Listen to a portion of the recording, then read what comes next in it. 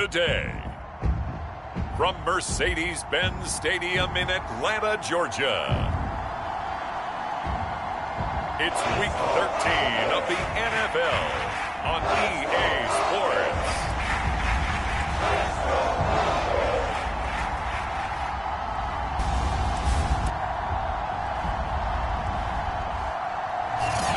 EA Sports coverage of the National Football League is on the air. Today we've got a...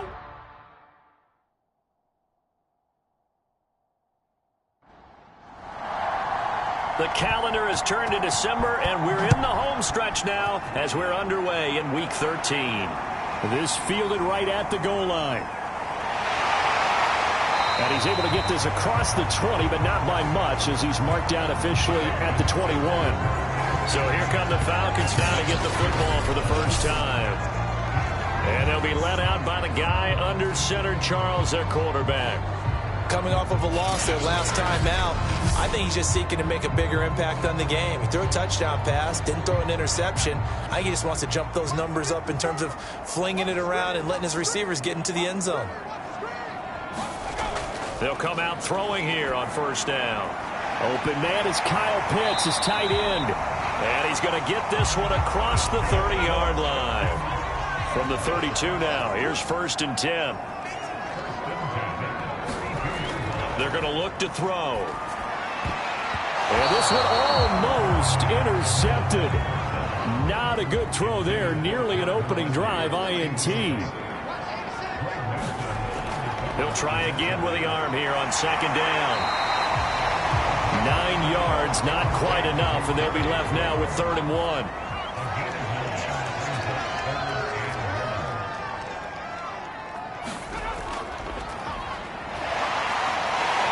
And he's got the first down as he's up to the 45-yard line. Defense had a chance to get off the field here in the opening drive, couldn't do it. I know that we go into these meetings with coaches, and sometimes maybe we can get, a little bit numb because they're always going to talk about how important 3rd down is, aren't they? Offense and defense. In this case, one capitalized, and the other, as you said, had a chance to get off the field and didn't get it done. So after 2 first downs, they get another here. 1st and 10 at the 45. They'll try the left side. Chaney. And this one's going to go the wrong way. Losing yardage back at the 42. That's going to wind up a loss of a full 3 yards on 1st down. Part of their struggles last week was getting these negative plays on 1st and 2nd down. That's something they have to be wary of as this game continues.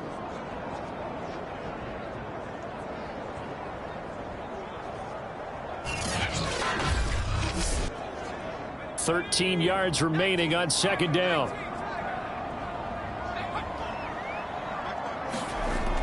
Here's a play fake as they set up to throw. And he's got it. What a catch on the sideline. A big play that time through the air. 30 yards. Brandon, we've both been around the game long enough that we know that in pregame, defenses are pretty amped up, aren't they? I mean, they're pounding lockers, and they can't wait to get out there. But when you hit them with some big pass plays early, it takes the starch right out of them. So now then, the big play has them all the way inside the 30 now, 1st and 10. On play action, they'll throw. And this will be incomplete. Physical play on the football there, and it's 2nd down. So now 2nd and 10 after the incompletion on 1st down. They'll drop to throw. Firing quickly here, and that's complete. 9 yards, and that leaves him just short, so it'll be 3rd and less than a yard. It's a nice completion, a little bit of run after catch as well to create the yardage that they got. But it is so tough to cover that route, the drag route, because they run it at varying speeds. Because the key is to create hesitancy on the defender's part. Always so empathetic for those DBs, aren't you? And he's able to pick up the first down before he's tackled right at the 10. Pretty solid start for the rookie here on this first drive, Charles. Able to have some confidence, stepping back into the pocket, move around a little bit, find open receivers, and deliver. That just means his confidence is going to continue to grow because he's getting more and more comfortable with each completed pass. So not quite a 1st and goal. It's 1st and 10 from the 10. Again, he'll drop to throw. That escapes the sack. But he can't get away forever, and down he goes. B.J. Hill able to record his 5th sack of the season. Well, that's not how you hope to draw it up there on 1st and goal, CD, by taking a sack like that. Well, they tried to be aggressive, didn't they? They didn't want to try and work their way past the goal line. They wanted it right there on that play. Unfortunately, it backfired against them. Now they have to try and pick it up here moving forward. 2nd and 16.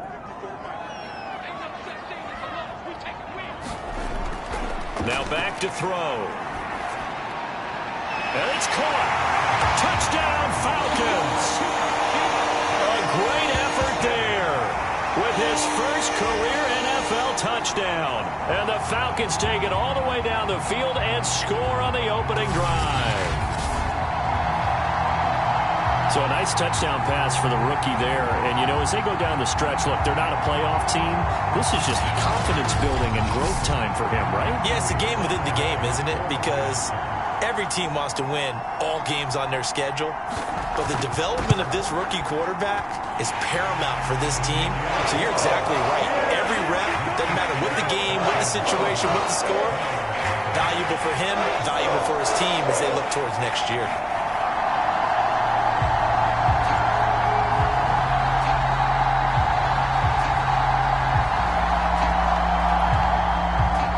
Joey Sly now to kick off after the touchdown.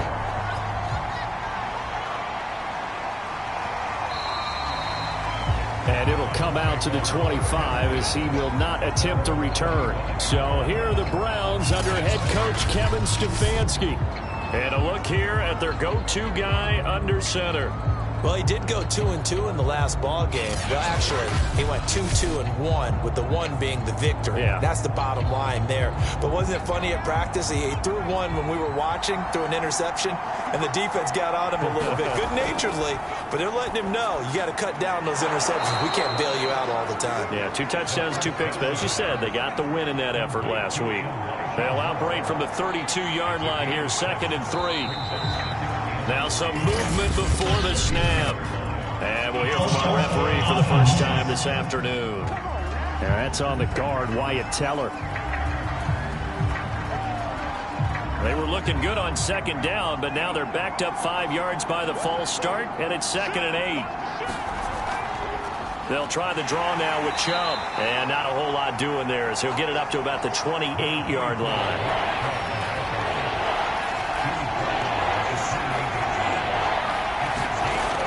On 3rd down, he'll drop to throw. And oh, that nearly an opening drive INT, but it does fall incomplete. Not the way he wanted to start this ball game as it brings up 4th down. On 4th down, Joseph Charlton on to punt. He only punted twice in the win last week as he gets this one away. They'll score that a 36-yard punt, and the Falcons will be taking over 1st and 10. So for the 2nd time in this one, we get set to see the Falcons offense in the midst of, well, let's just say a not-so-rosy losing streak. They've got the open week, though, coming up next weekend, so you have to figure this to be a game that they dearly love to have. Oh, indeed. They have to have this one because that's something positive to take with you when you go away for a few days, and it actually releases your mind. If they lose this one, that mind stays cluttered the entire time they're away, and they've got to scramble to get back in sync when they start playing again.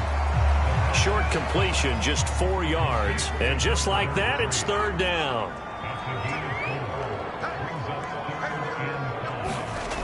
Back to throw. And he'll work it across midfield inside the 45. Normally on 3rd down and short yardage, you're thinking of throwing to your tight end. It's just going to be a simple chain mover. But this time they let him roam down the field, and a nice dart picks up the 1st down and then some.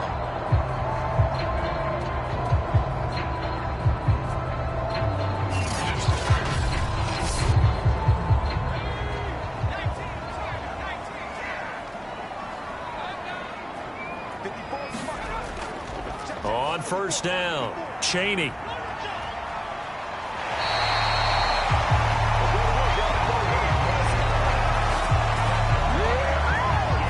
Now, look, that wasn't a huge gain, but those are the types of carries I think they were missing in their loss last week. They couldn't get him going on the ground. Did you get the same feeling I did during our meetings, that they kind of regretted that he didn't touch the ball? Absolutely. You know, hey, he should have touched it more last week. They weren't going to make that same mistake, and they've taken care of that early. Line of scrimmage, the 31 now on 1st and 10. A play-action fake. They'll look to throw. And this is caught. And all the way to the 2-yard line there before crossing over out of bounds. Boy, how about the speed with which this offense can get down the field? It's taking them no time at all to get down here. And now they're set up with a 1st and goal.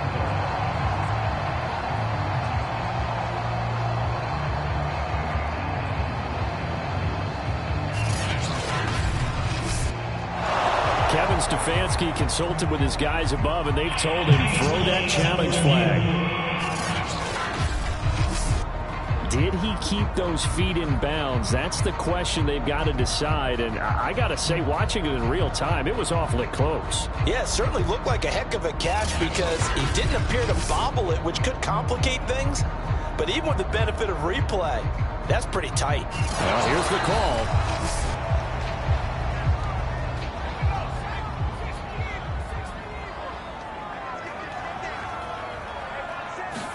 So for Kevin Stefanski, a smart decision to throw the flag. And he will find Ridley on the left side. And they're going to have another 1st down as he's going to be tackled at the Browns' 17-yard line. And the offense humming on the first drive. Not much has changed here on drive number 2. No, and I think a lot of times confidence just really kicks in for a team. They may have been confident going into the game, but once you prove it on a drive, it's hard to get out of that mindset, isn't it? And look, let's face it, we can always lock in on the skill position, guys. For those big fellas up front, they're really making this offense go early in the game. Complete. Smith has it. It'll be a gain of 5, and that'll make this a 2nd down. Well, this has certainly been a nice drive with the way they've spread the football around. Here, they even get the fullback involved in the passing game. That's got to cause a lot of consternation on the defensive side. You've got to cover him, too. That makes things really difficult. On 2nd down, Cheney. And here he'll get it down to the 7. They give him about 4 on the play, but he's marked short, so it'll be 3rd and about the length of the football. He'll look to throw. He'll be hit and taken down at the 21. Myles Garrett in there to get him. Sack number 14 for him on the year.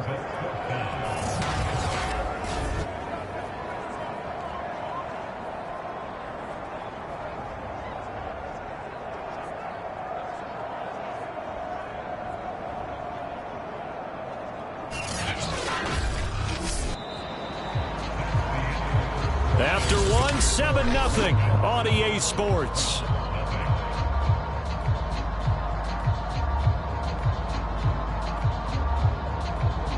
And the first play will be a field goal try. This will be, let's see, 38 yards out. And this one is right through.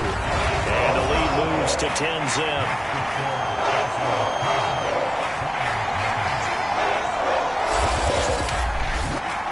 So that one on target, and it adds to this first half lead.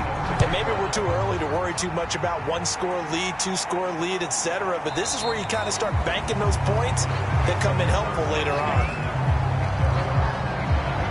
Second drive coming up here for Cleveland as they return to the field on offense.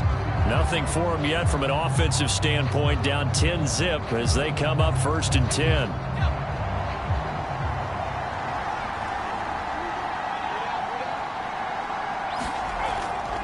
They start on the ground with Nick Chubb. And this will be a gain of 5 as he gets it to the 30.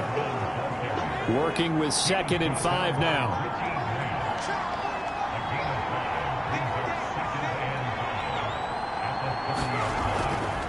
They give the Chubb out of the gun. And he'll be upended at the 33 following a gain of 3. And guess what? It brings up 3rd down.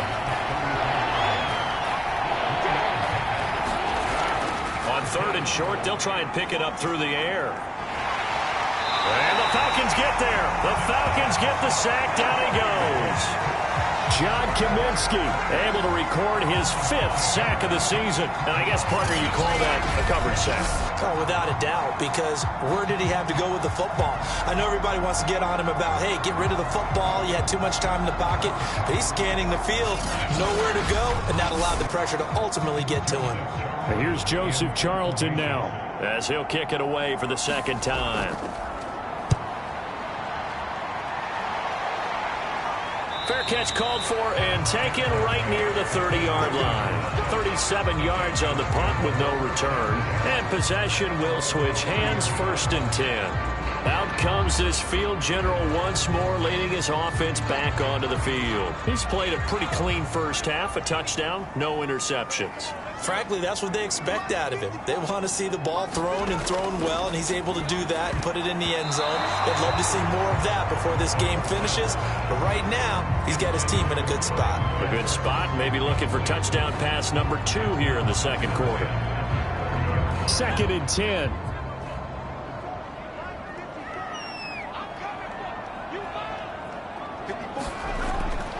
They'll set up to throw. Throwing for his running back, and he's got him complete. And he'll go out of bounds, it looks like, right at the 40. 9 yards, and that leaves him just short, so it'll be 3rd and less than a yard.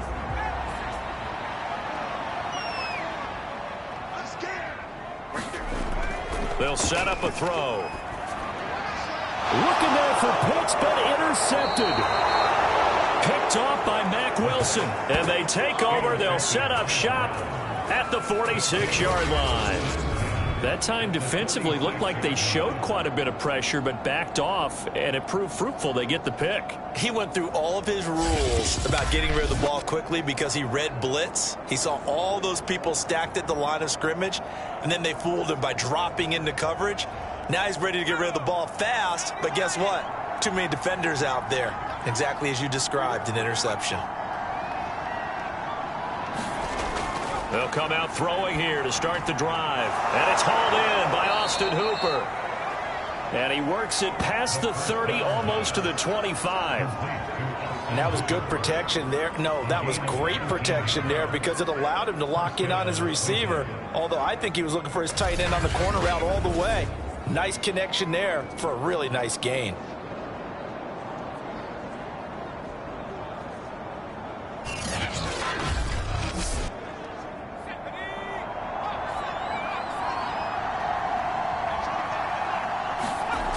They'll look to throw here on first down. Complete on the quick throw to Moore. And he's tackled a yard short of the marker. Good gain of 9 on first down. Nothing fancy on first down, but a very consistent type of a play. Hit that slant. A lot of people call it an extension of the running game, and it can be if that pass is completed, because you hit a guy on the run like that, he often can go for big yardage. Sets him up nicely for second down, staying ahead of schedule. And he'll get him inside the 15 down to the 14-yard line. This offense finding its legs now. Here's another 1st and 10. Looking to throw. Open man right side is Smith-Schuster, complete. 5 yards on the catch there, brings up second down.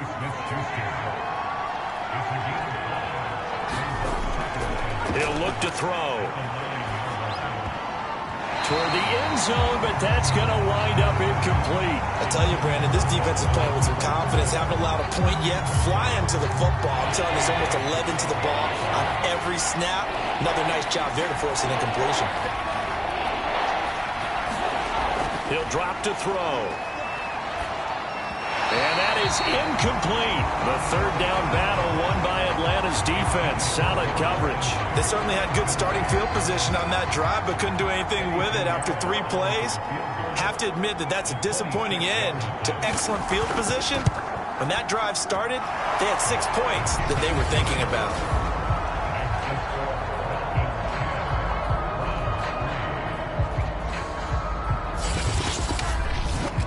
So the turnover leads to points as they add 3 there.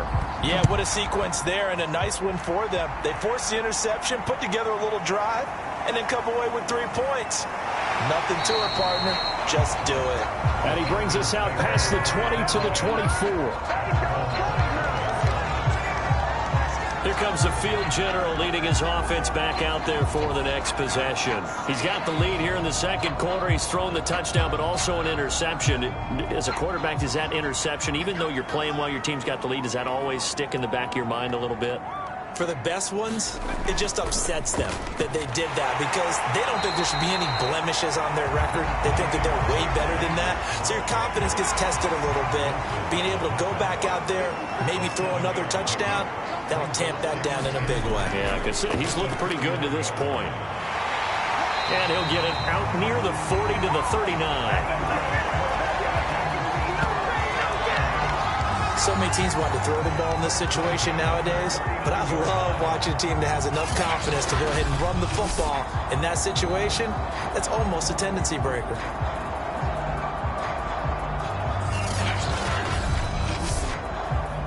So from the 39 now, they'll come up on a 1st and 10. They'll look to throw. And a quick throw here, that's complete. 5 yards on the catch there, brings up 2nd down. Back to throw here. And now the ball's out, fumble near midfield. And this is picked up by the Browns. We have seen this before, and we know coaches preach about this and work on it all the time. Catch the ball. You know there's going to be some traffic somewhere. They've got to put it away and secure it as they try and get downfield. Jarvis Landry and company heading back onto the field now. Hasn't had his best day to this point here in the second quarter, and they're losing. You got to think, though, that also means that maybe the defense doing a good job on him. There's two sides to that coin. I would agree, so you have to give them credit, but that means you've got to find a way to beat that defense and make sure one of your top playmakers touches the football and has an impact on the game. Change formations, change where he lines up, put him in motion, anything possible to shake him free. Maybe that greater impact comes here on this drive. And now we've got flags down. Looked like one of the Browns might have moved. And that'll set them back 5. And that false start penalty is certainly not helping their cause here. 2nd down and long. They'll look to throw here. That's going to be taken in by Felton. And he'll get it down to the 47 here. The Browns on 3rd down. 0 for 3 to this point. They could use a conversion. This will be 3rd and 6. And that is incomplete. Oh, he did everything but hold on to it. But a nice play defensively, and now it brings up 4th down. On 4th down, the punt team is on as this is sent away. And you can't do it much better than that. This ball kicks out of bounds at the 40-yard line.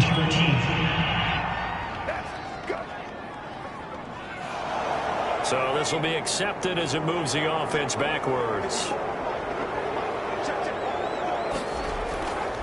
Here's a give to Davis. And space opened up a bit. He's able to take this up past the 10. A nice run there, 9 yards, and it'll be 2nd down. Our score 10-3 with 2 minutes remaining in quarter number 2.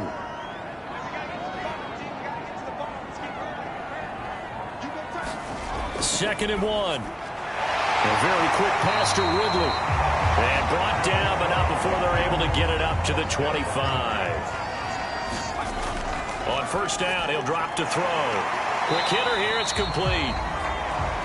And this will be a gain of 5 as he gets it to the 30. Not a big window to throw. Coverage wasn't too bad there. Yeah, they had him under wraps pretty well, but somehow able to muscle his way open and catch the ball.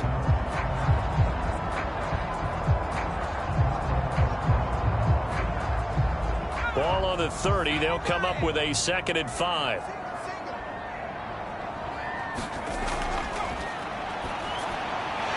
The throw over the middle taken in, and they get him down, but not before he takes it across the 40-yard line.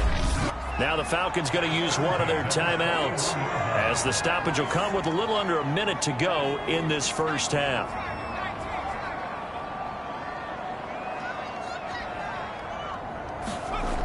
back to throw again. And he will find Ridley. That's complete. The Falcons going to use the second of their timeouts as they get the stoppage with a little over 50 seconds to go in the first half. They'll stick with the passing game as he looks to... And the Browns pressure gets to him that time, and he's going to go down. Harold Landry make that now 8 sacks for him on the season. Well, they sent him on the blitz from that linebacker spot, and boy, he got there quickly. He certainly did, and obviously he could have used a block from his running back, but I think you nailed it right there. The defender got into the backfield so fast, it's hard for anyone to react.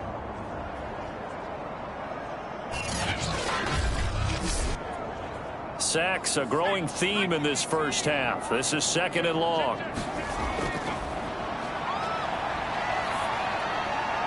He completes it to Ridley. And they're going to have another first down as he's going to be tackled at the Browns' 31-yard line. That's the 3rd time on this drive that these two have connected with each other. They've got a real rapport going. And right now, it's paying off with big chunks of yardage as shown by that last play.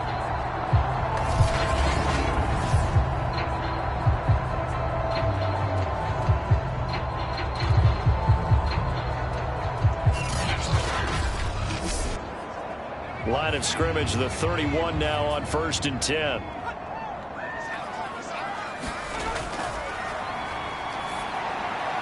And it's complete right back to Ridley. And with just 4 seconds left in this first half, a timeout call. So with 4 seconds to go in the half, here's the field goal unit onto the field. This will be a 34-yard attempt. And his kick is indeed good, and that will do it for this first half. So we're at halftime here in Atlanta with the Falcons out in front.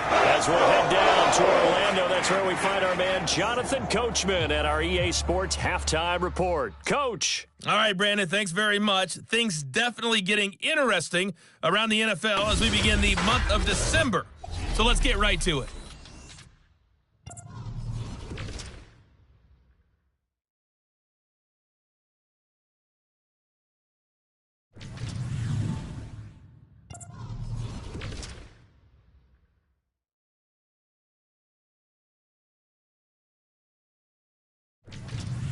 Lastly, let's check on one final game for you.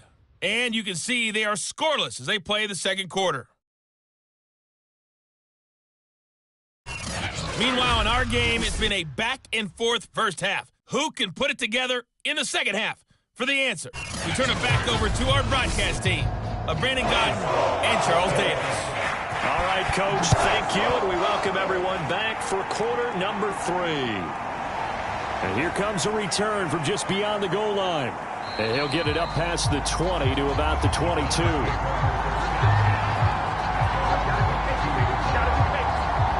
The Browns offense getting set to go to work here to start the 3rd. And they're still very much in this game, although they do trail. What's the game plan, Charles, for the second half? It might be a little counterintuitive because most people will think losing equals passing the ball more, but I'd establish the running game. They kind of went away from it in the first half. I think if they get back in balance, it'll help them when they put the ball back in the air. A good rally to the football keeps him to only a yard, and it's 2nd down.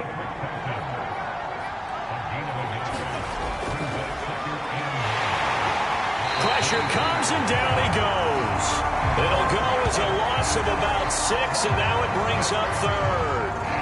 I'd say it's not panic time yet, but let's be honest about it. Empty possession here, not what you're looking for when you're down a couple of scores. Absolutely not. Trying to start the second half off on the right foot. Unfortunately, going to give the ball up.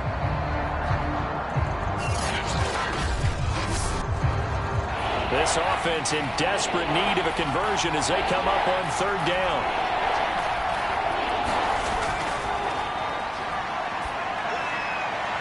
And finding the tight end Hooper. And he'll get this up past the 25 before he's out of bounds. They do get 9, but it leads to 4th down. That's certainly playing down in distance very well by the defense, isn't it? Take whatever you want underneath, by all means.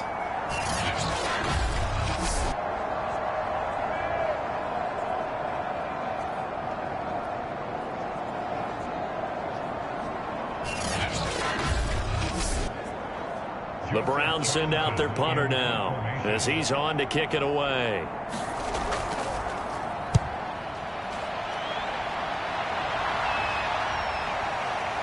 He gets away from one. 39 yards on the punt, just 2 on the return, and the offense will take over with a new set of downs. Now here's the signal caller getting ready to lead this offense again. And maybe he's starting to wave the white flag a little bit. He's playing pretty well, but the pressure, it's got to him. Has to find a way to step around it, step through it, or just handle it. Because as you mentioned, he's having a pretty good day overall. Just the hits keep coming and taking those sacks. That's not the way that they want to finish a ball game with a quarterback on the ground so much. Now, he'd like to stay upright. When he's been upright, he's been pretty good. After the incomplete pass, here now is 2nd and 10. Now a throw here, hauled in, and he goes out right around the 39. 5 yards, now it's 3rd and 5. One thing you're hoping for when you run drag routes, you're able to hit a receiver in stride, and he can pick up a lot of yardage after the catch. But in this situation, the defense was effective, able to stop him before he could get a good head of steam going.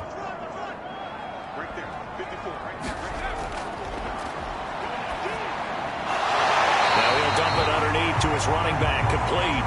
And he is going to have a Falcons first down as they're able to get the 3rd down conversion.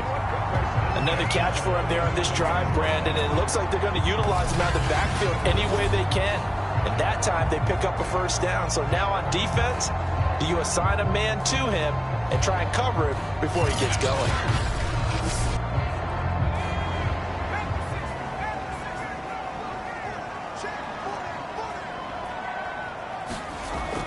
They'll run on first down. Chaney, and he's going to take this across the 50 into Browns territory. It's a 6-yard pickup, but it gets him to 2nd and 4. That's a really nice job by them picking up the run blitz and detecting it and blocking it and turning it into a nice run. And a lot of times you think if you blitz a running play, you're going to smother it. But a lot of the blitzers, they come in a little bit high. They don't have great leverage, and they're easily blocked and turned to the side. Here's a throw right side, taken in by his tight end. And he'll go out of bounds right around the 40. That was a route run not just with dexterity, but with intelligence. Found the hole in the zone, made sure the quarterback saw him, and was able to make the sure catch and put the down marker back to 1. Now a quick slant as the throw's complete. And he's going to get this inside the 30.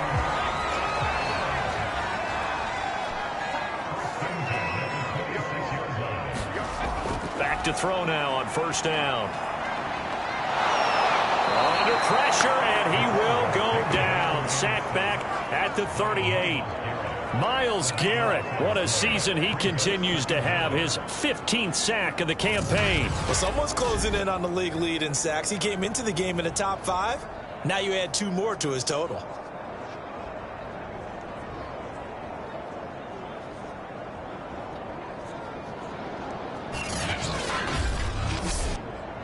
So 2nd and long, and got to be careful not to fall out of field goal range.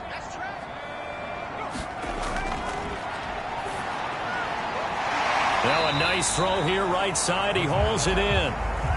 It's a pickup of 12, and that'll set up a 3rd down. A long way to go here on 3rd down for the 8th play of the drive. And the defense has it covered. It's intercepted. Picked up by Jeremiah Owusu-Koramoah. And the Browns are going to have it here as they'll start at their own 24-yard line. That pick hurts a little extra because it was 3rd down. You were already in field goal range. You know what he's going to hear all night, all next week? Situational football. Understand what's going on, because you expressed it perfectly. 3 points were in their hip pocket. They had those. Now, those went by the wayside. You cannot make those kind of mistakes. It's what you call a rookie mistake.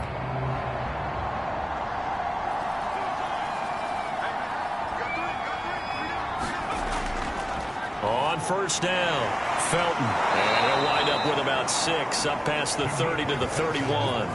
You know, despite the scoreline, I think they've got to like where they are here. They're on the road and just one big play away from getting right back in this game. I'm going to follow right along with you because the spot they're in now is a credit to their defense. They've kept them in it by making the plays that they've made, and that just means you're one big score away from being right back there. Now the question is, can this offense step up and make that play, because that's been an issue for them in this game.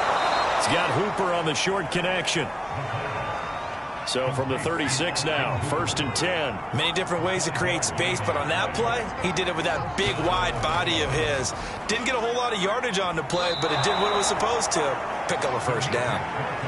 It's a pickup of 4, and it'll bring up 2nd down. Well, at the end of all that hitting and hollering, it was a 4-yard run, so the offense is going to go back there and feel pretty good about themselves. Defensively, you have to feel okay because you didn't let it turn into a bigger run, but the goal, shut it down for 2 yards or less. That's when you start to feel good about yourselves. And they bring him to the ground just shy of midfield. Now, after the completion, we're going to get a timeout, an injured player. While the trainers take a look, we'll step aside.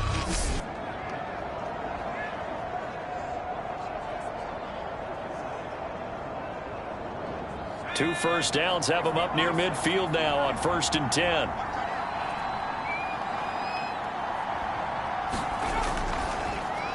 Again, he's got that man Landry. Give him 9 there on the first down completion.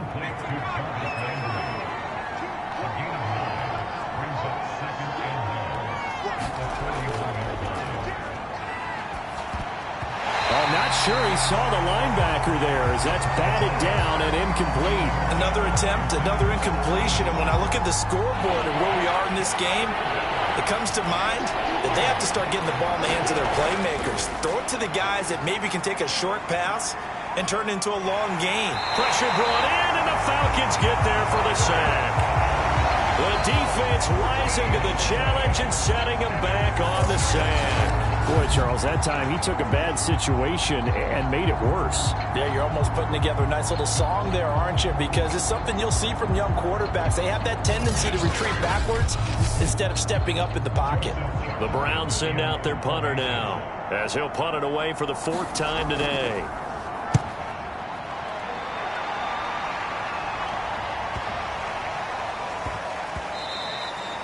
Yeah, he was looking for the checkup bounce, didn't get it. That scoots all the way into the end zone now for a touchback. Atlanta prepped and readied for its next possession. And there are parts of their last drive they'd like to emulate, and of course they'd like to forget the ending, the interception, but they did put together, Charles, a nice sustained drive to get him down the field. Yeah, and unfortunately for them, the only thing that matters is part 2, right? Because once they threw the interception and finished off the drive, they can't get away, and he's taken down. Myles Garrett, he continues to wreak havoc in the offensive backfield. Sack number 16 on the year. Boy, that's tough, Charles. First play of the drive, you're hoping to stay ahead of schedule. You take that huge sack, and now you're facing 2nd and a mile. And the entire time, you were probably thinking the same thing I was. Either get rid of the ball, safely, of course, or go down. The yardage he gave up on that play, that's going to be tough for them to make up. And the job becomes twice as difficult now. After the sack, it's 2nd and 20. Now they'll run on the draw. And he'll get it up here this time to the 21. And looks like they've got 6 DBs on the field here for a 3rd and 9.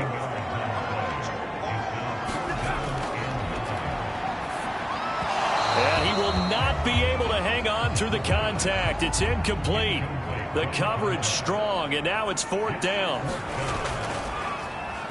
And on 4th down, on is the punt team sending this one away. 39 yards on the punt, give him just 1 yard on the return. And the Browns will take over, 1st and 10. Heading out is the Cleveland offense now as they get set to take over here. And here we are almost through 3 quarters of play, and this passing game still has not really found any kind of rhythm. Put it mildly, because they're not even over 100 yards yet. And in today's NFL, where it's a pass-first league, that is quite surprising. Not many teams patient enough to stick with the run. Everybody wants to advance the ball through the air. They've got to get their timing back.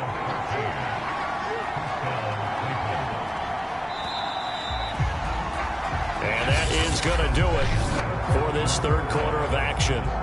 We'll return with more after this. You're watching the NFL on EA Sports.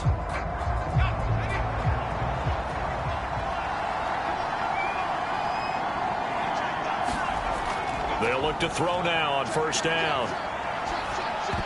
That is incomplete. Fair to say, hasn't been his best game throwing the football, but also not getting a lot of help out there either. Yeah, you nailed it pretty well, you know. He's got to throw it better. Got to get him. Oh, no, he lost the football.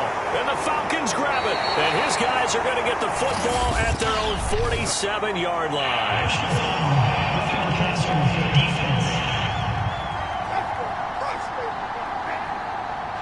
Well, when you're leading in the fourth quarter, that's not the penalty you want. Not at all, and now your discipline comes into question. Having poise this stage of the game, you can't have those kind of plays. And he just gets rid of it, throws it away. A wise move there, looked like nobody open, now second down. And 2nd and 10, he'll look to throw again. And he's got the hook up to Moore. 4 yards the gain, and it'll bring up a 3rd down.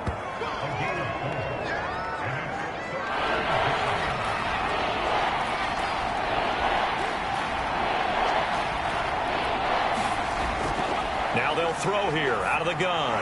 Open man completes it to Smith-Schuster. And this defense rallies, and they stop him short of the 1st down right near the 24. Defense.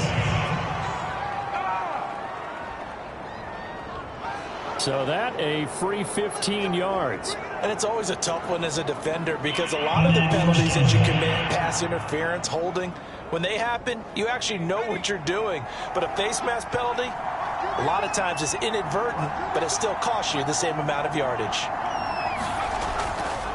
Going to give this time to the tailback. And he'll be dropped at about the 11 after only a yard.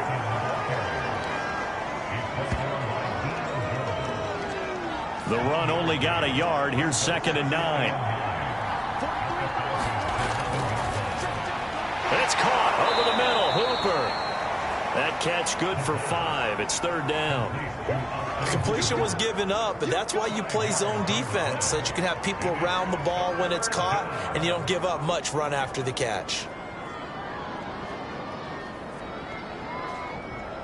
The Browns on 3rd down. It's been a problem. Just 1 for 7 thus far. This is 3rd and 4. To the goal line, but it's incomplete. So on 4th down, out trots the kicker in a big spot here. This is an easy one, 23-yarder. The kick by Pinheiro is good. And they will cut the lead back down to a touchdown now at 13-6. All right, so they needed 2 scores to get back in the game. The field goal there, maybe not exactly what they wanted, but the necessary first step. There's still time remaining, and there's enough time to get it done. They've got to get at the least a 3-and-out here to get the ball back, preferably a takeaway. Now out comes their leader and the captain of this offense back onto the field. And the stats on the screen tell the story. A great start. This defense, they made some good adjustments, so he's fallen off since. Have to like what they did at the half, but you also have to like the fact that they hung in there. Despite the fact they had a tough first half, he was locked in, right? Rocking and rolling. They came out, made their adjustments, got their confidence back. Now they're causing them all sorts of trouble. 2nd and 5. And this one incomplete. Too much contact to hold on to that one, and it's 3rd down.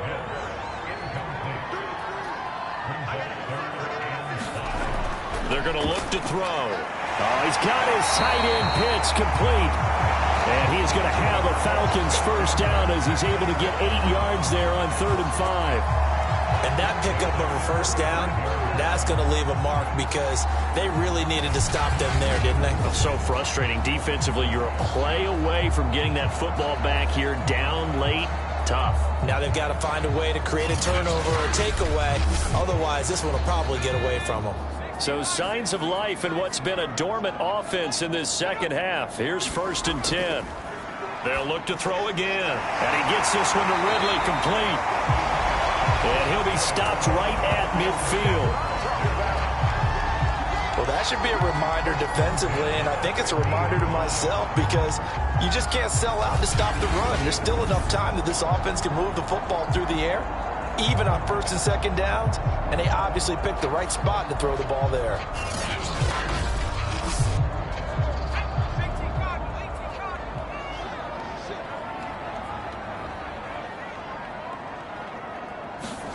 From the midfield stripe, they'll look to throw. And look at this. They get the turnover they needed. It's intercepted. Picked off by John Johnson. And he takes this one back into the end zone. And the Browns defense has a touchdown. So a pick six there out of the nickel package. They went with 5 DBs. Almost becoming the base package in the NFL is the nickel.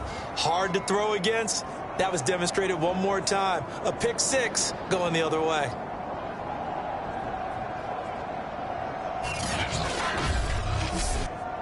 Eddie Pinheiro now for the extra point.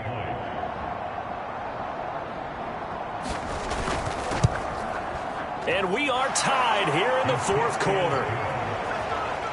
A heck of a play there defensively, getting the interception, navigating his way into the end zone for the touchdown.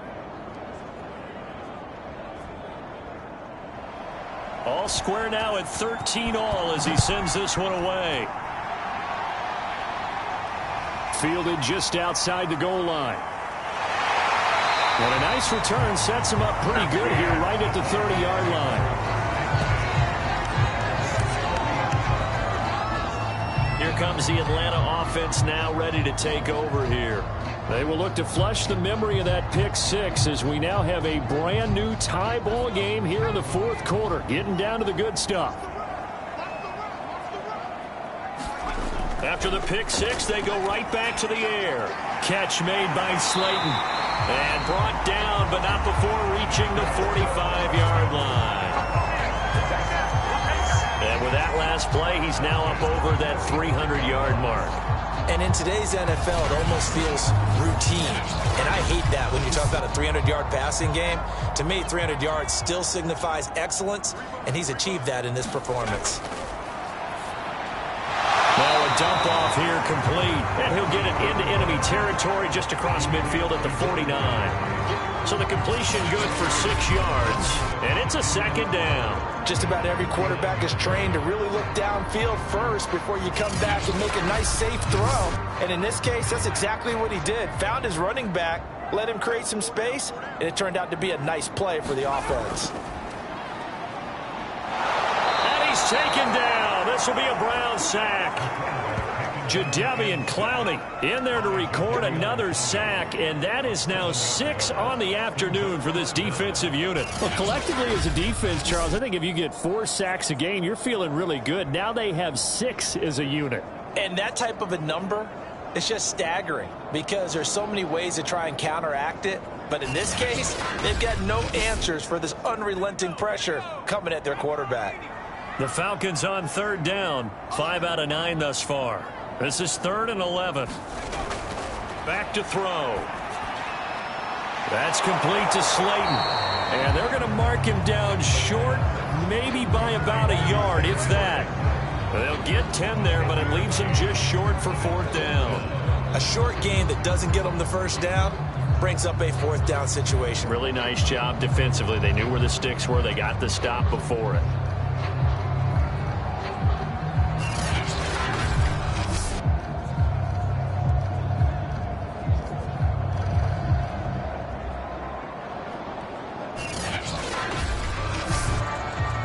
Tie game, 4th quarter, and they're going for this thing on 4th down. They'll run for it with Davis. And he gets this inside the 35-yard line. Well, partner, I know this type of running back. I mean, this size, this intensity usually gets better as the game goes on. I just tell you from experience, the first few quarters, oh, you're eager. You come running up there. I'm going to tackle this guy. By the 4th quarter, you're coming up and thinking about it. And D-line wearing down 4th quarter. Yeah, that's not a guy they want to see consistently. The 4th down run successful. Now they look to pay it off on 1st down. They'll try the left side. Cheney. And the play goes nowhere. Losing yardage back near the 40 at the 39. A full 5-yard loss that time. It's going to make second down pretty tough. How about the job there on the outside? Shed the wide receiver and was able to make the tackle on the perimeter.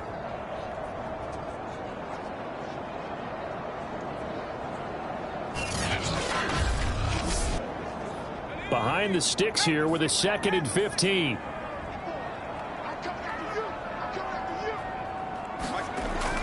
They'll drop to throw. He's going to flip one out here to his running back. And he gets this down inside the 35 before going out of bounds. On 3rd down, he'll drop to throw. Going right side, he finds Slayton. And they will rally and stop him short of the 1st down. They get him to the ground at the 26.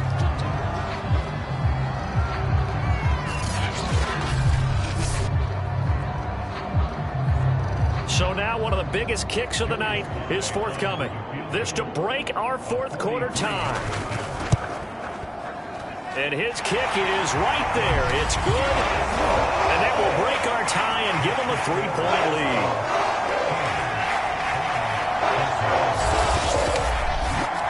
So the drive here ends with a field goal. It does give them the lead, but this one's still certainly a long ways from over. It definitely puts a lot of pressure on your defense to hold the lead, right? They're happy to have it and happy to be out there trying to do so.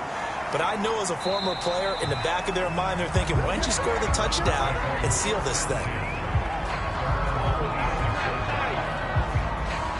So now the Browns down 16-13, 2:24 to go. Plenty of time here. They've got 3 timeouts and the 2-minute warning as they've got it 1st and 10.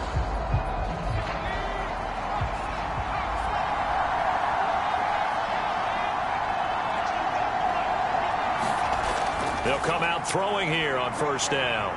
He's going to look deep now for Landry. A fight for it, and this is caught. It's caught indeed. A big connection on that one. 30 yards. Well, this is where an offense needs to show what it's made of, and in fact, where a quarterback needs to show what he's made of, trying to engineer a 4th quarter comeback, and he hits a big one right there.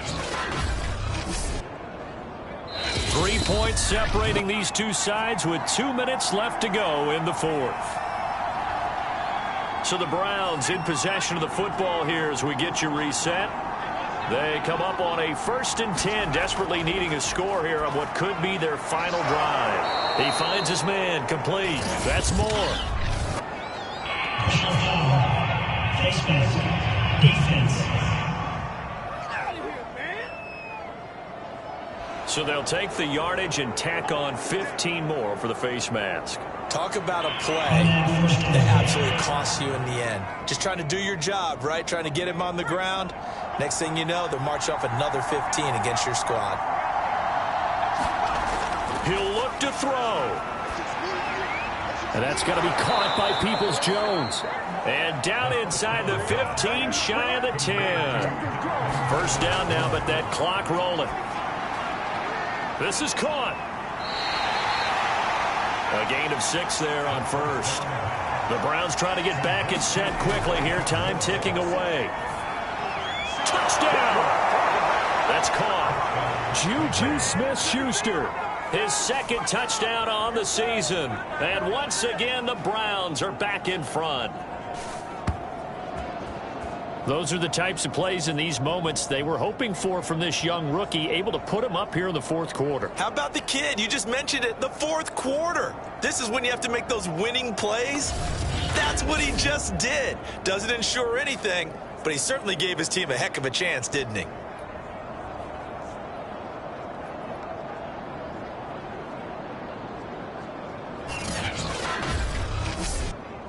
Pinheiro now to add the extra point.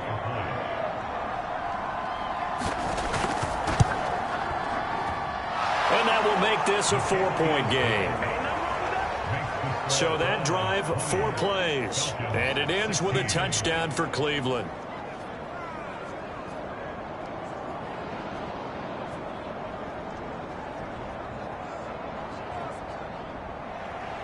Set now to kick this one away, and off it goes. fielded just outside the goal line. And they will wrangle him down a couple yards shy of the 30.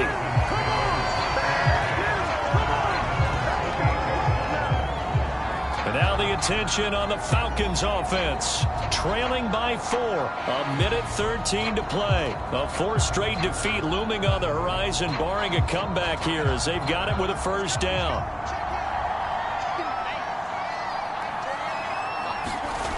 They'll look to throw.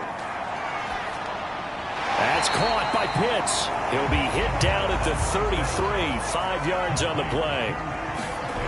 Back to throw. Connects with Slayton.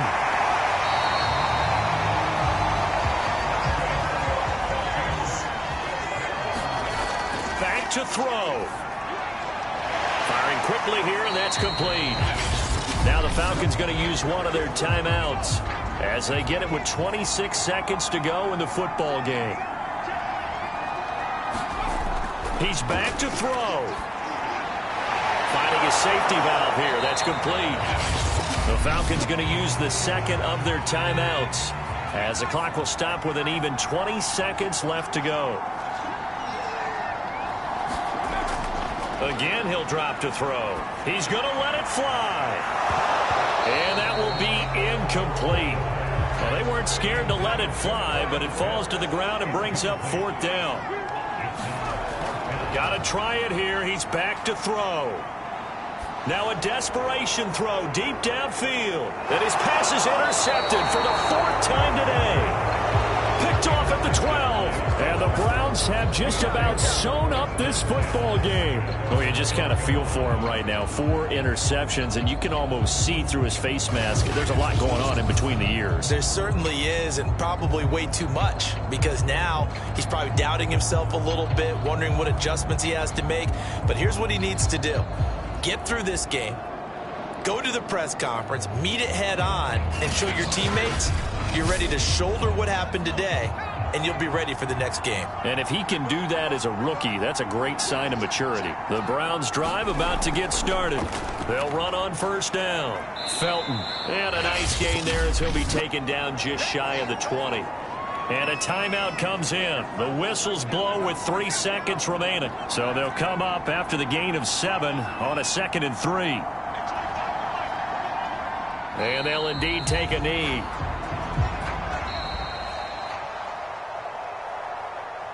A great come-from-behind victory in this one, Charles, and really the difference, obviously, was that 4th quarter. They dominated. And it has to start with believing that you can make that comeback, because we've been in games before. We've done games where you can just look at one team and realize they have no chance of making it back. Not in the one we just saw here. They did it, and they did it well. So for Cleveland, the playoffs may be out of reach, but the win gets them to 4-8 on the year.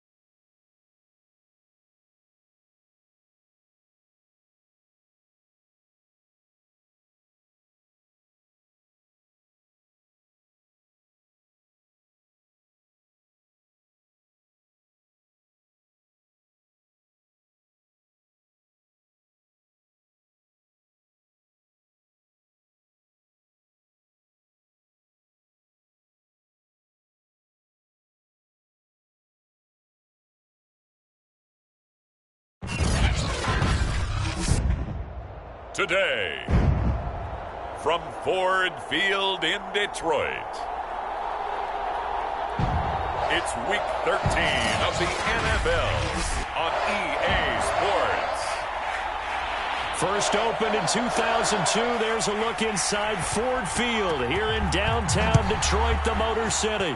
Today, we've got a Week 13 matchup for you here between the Washington football team and the Detroit Lions.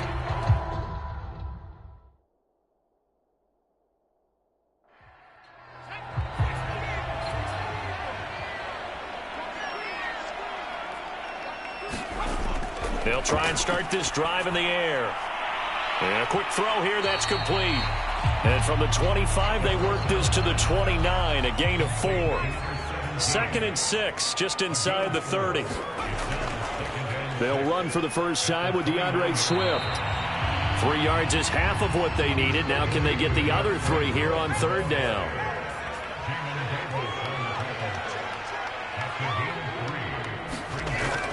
They'll try and run here with Swift. And he will not get there as they stop him short right around the 34-yard line. Only 2 yards, and it'll be a punt on their opening possession. So opening drive, 3 straight runs, unable to pick up the first. I know the fans want to see first downs, but guess what? The coaches have reasons for what they're doing. Sometimes they've scripted it, and some of these runs, while they haven't been successful now, they may be successful later on.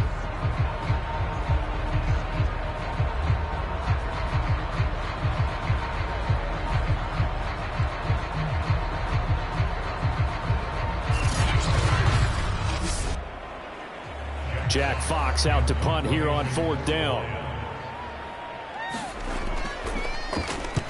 And last week in the loss, 5 punts as he gets this one away.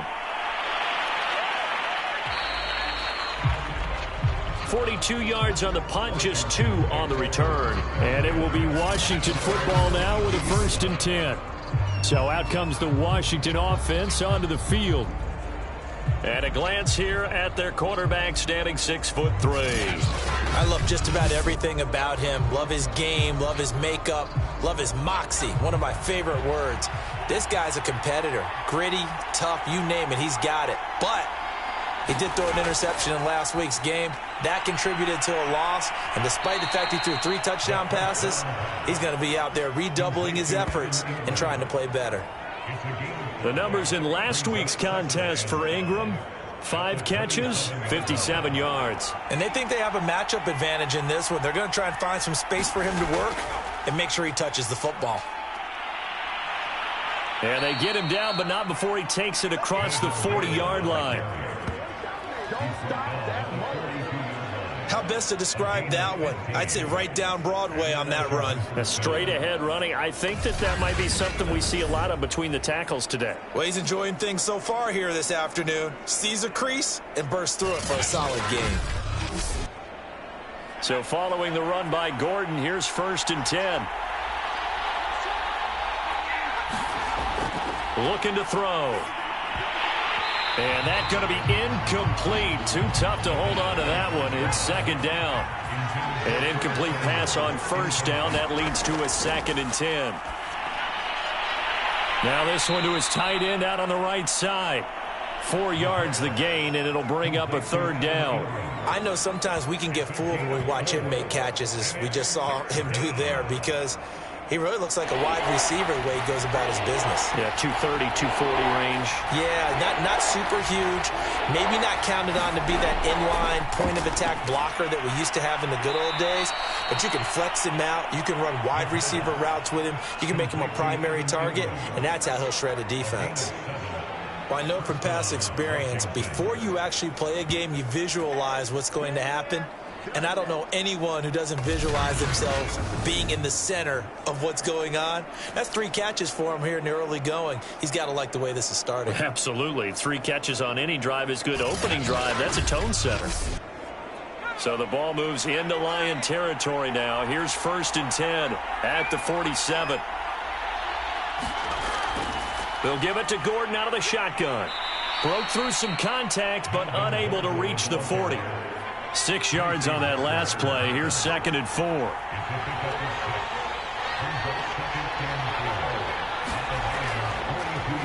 Now the handoff comes to Gordon.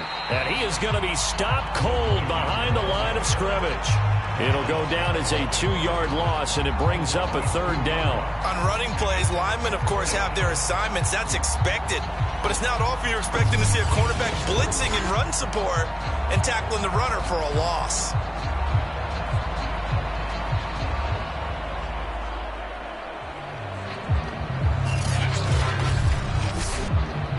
Seventh play of the drive upcoming here on 3rd and 6. He'll look to throw. That's complete. Terry McLaurin with it. And they'll get him down about 3 yards short of the first. They stop him for only 3 that time, and that'll bring up 4th down. Well, we hear so often how tackling has become almost a lost art in the NFL game. But it's so important to tackle well on these receivers, especially in a play like this one. 3rd down, they gave him the underneath stuff. You got to go and make the tackle right away. So coming on now is the field goal unit. They're going to try for 3, and he'll need all the leg he's got here. They'll spot it at the 47, so call it a 57-yard attempt.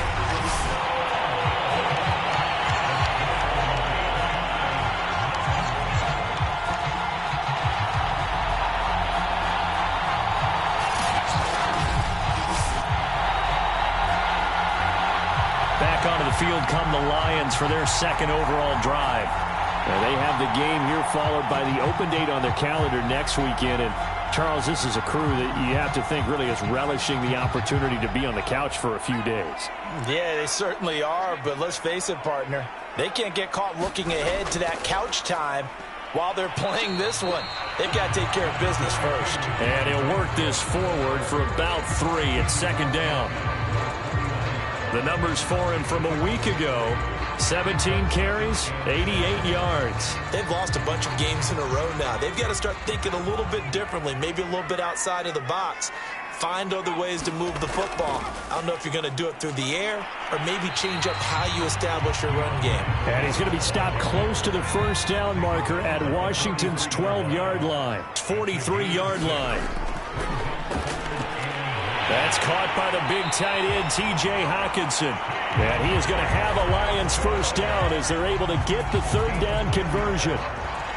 And that's well executed there on 3rd down. And I love the confidence that they had to let their tight end try and find some space in the middle of the field, right in their quarterback's line of vision. And QBs love to make that easy throw, and they hooked up there for a 1st down. So they'll come up 1st and 10 now from the 33.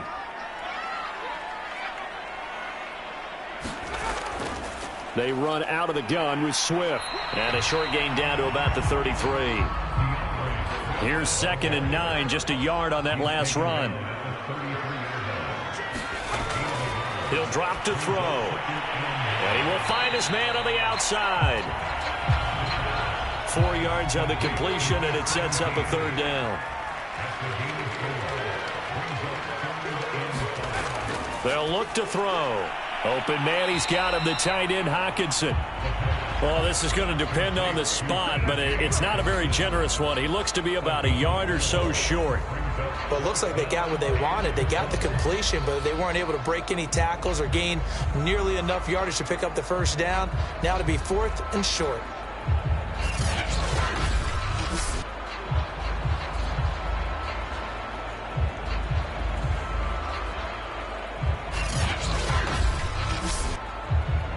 On now is Seibert for the Lion field goal.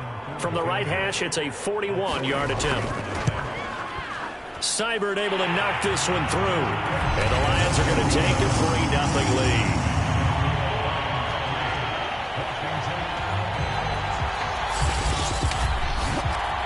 So that's a 7-play drive that ultimately stalls out there at the end. And things were a little leaky in the beginning on that drive, weren't they? But how about the front 7? As they got closer to the goal line, things stiffened a little bit, forced the field goal.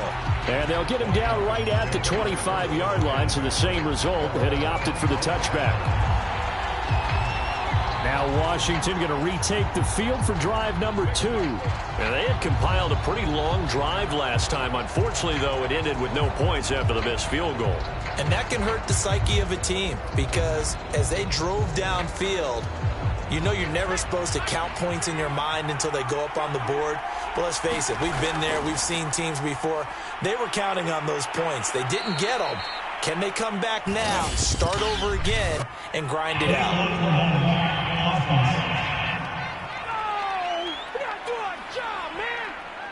So that one will be accepted.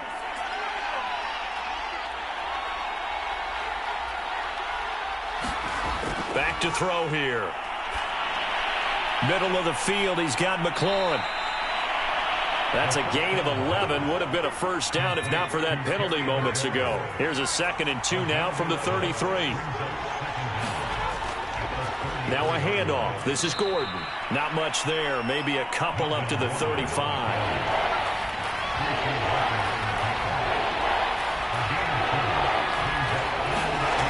On 3rd and short, they'll try and pick it up through the air. And that one is incomplete. And it also concludes quarter number 1. 3-0 after 1 on EA Sports.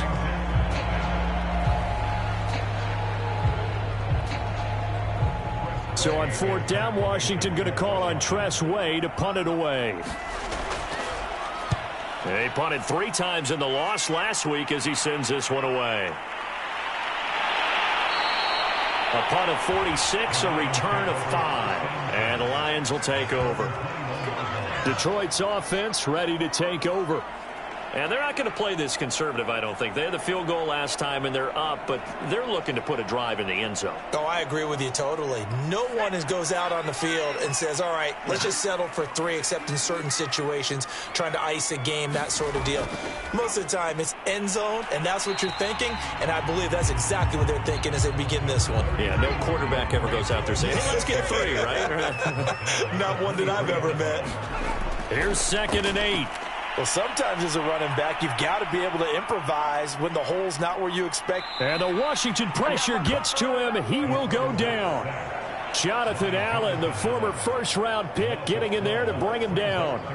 And, partner, it's safe to say that the secondary really contributed to that sack. Yeah, nickel set, 5 defensive backs. They covered everything. Nowhere to go with the football. But my question is, why didn't he throw it away? After the sack, they'll come up now 3rd and long. Yeah, I wouldn't be surprised to see them run the ball here just to try and get some space. Now on 3rd and long, they'll look to throw. Quick hitter here, it's complete. And he'll get this to the 23, but that'll be well short of what he needed. They get 12 yards back, but it still leads to a 4th and long.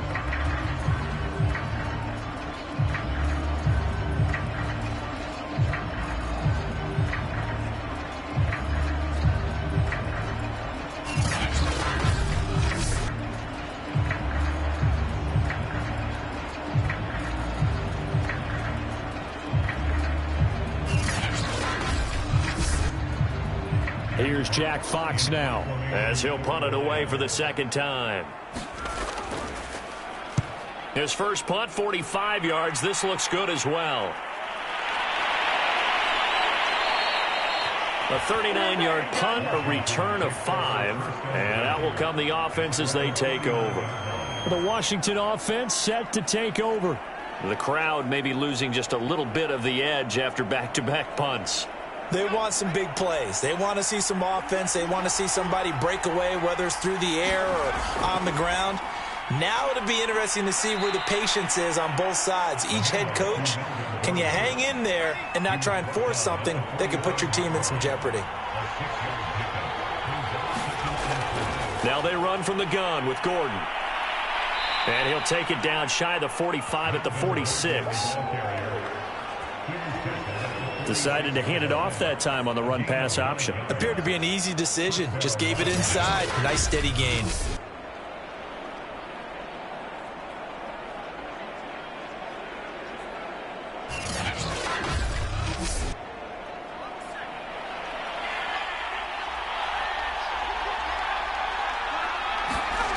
On 1st down, he'll drop to throw.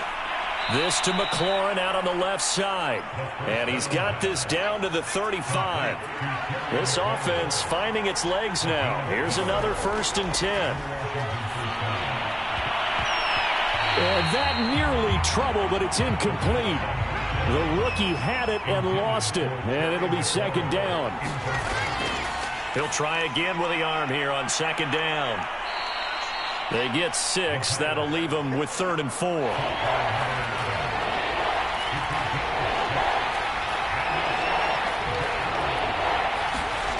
Back to throw again.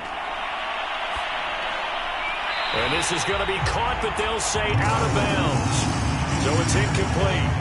Well, the other day they told us when we've got 3rd and 5 or less, we have to be able to convert. And I guess every team would say that, Charles, but an opportunity missed there. What they were trying to tell us is they believe it's a matchup game at that point. And they liked some matchups that they had, thought they could exploit them, unable to do so on that play.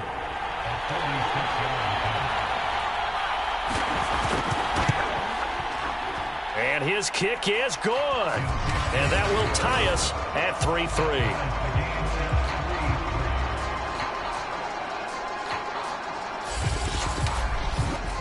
So they do get 3 points, but that's now 3 drives with only the 3 points, not a ratio that's going to win you many ball games. Not at all, Brandon. And think about it this way. We all know payoff is the key, right? And wouldn't we love to have the concession on every T-shirt that's been printed in football that says finish on it? Because that's the mantra everywhere. Got to be able to finish drives, put points on the board. Here's the Detroit offense now as they head back out onto the field. It's been very much a slow start for them. 3 drives and just the 3 points, CD. Yeah, if you're into the points per drive ratio, that answer is 1. And that's not going to get it done in a ball game. They've got to find a way to finish these drives in end zones, not having balls go through goalposts. And from the 25, they work this to the 29, a gain of 4. 2nd and 6. Out to the left there and complete to the tight end, Hawkinson. And they get him down, but not before he takes it across the 40-yard line.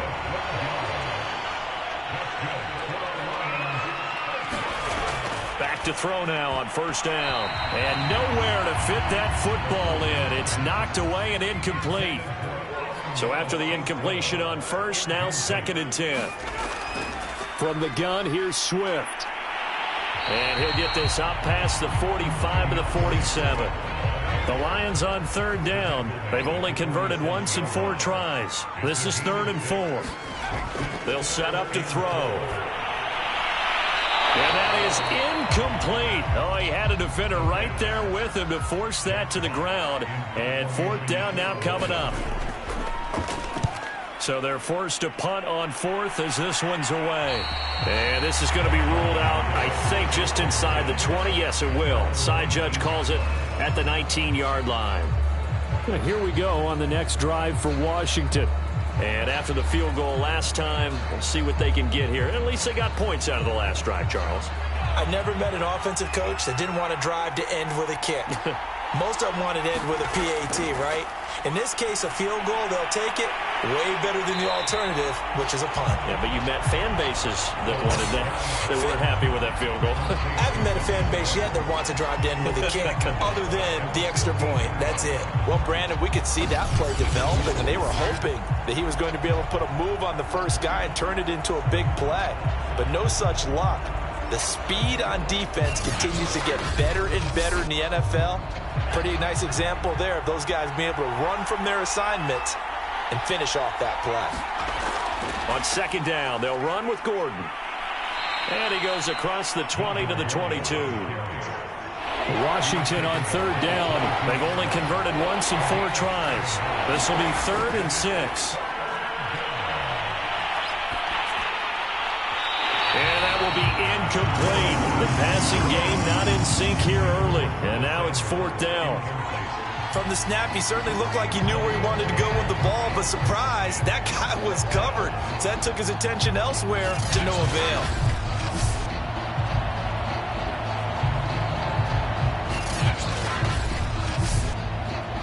Here's Tressway now as he'll kick it away for the 2nd time.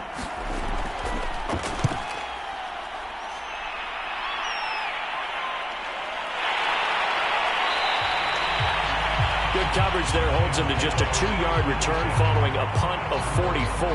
And possession will switch hands, 1st and 10. And Detroit back in possession of the football. They punted last time they had it. What steps, Charles, do you think they have to take to make sure they don't do that again? Well, let's just go to the football 101, the trite expression 101. Win first down. Make 5, 6, 7 yards on first down and make it a 2nd and 3, 2nd and manageable. Keep accumulating first downs that way. Keep moving the football. You don't want to get behind the sticks because then the defense has the advantage. On 2nd down, Swift. And they will only muster a yard here to the 38.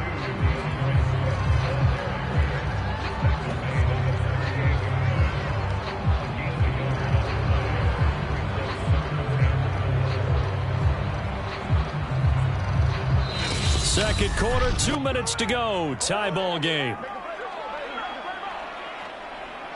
And we'll remind you that coming up at halftime, we'll join Jonathan Coachman and the gang in Orlando. Coach will have stats and scores from the early games going on here around the NFL. That ball nearly intercepted, but he could not hang on. Oh, pick there certainly would have been nice. Instead, at least it'll be 4th down.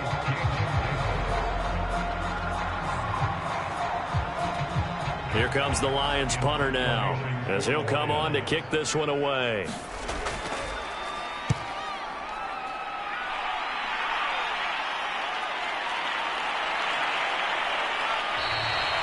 Call that a 41-yard punt, 6 yards on the return. So out comes Washington's offense to take over. And on the last go-around, they really couldn't get anything going. They had to punt from deep inside their own territory, which means you're going to lose the field position battle as a general rule. What they're looking for now is a little more consistency, move the ball at least a few times on offense, get a couple of first downs, and hopefully flip the field. Yeah, just something to build off of. That's what they're looking for here. Not much there, only a yard.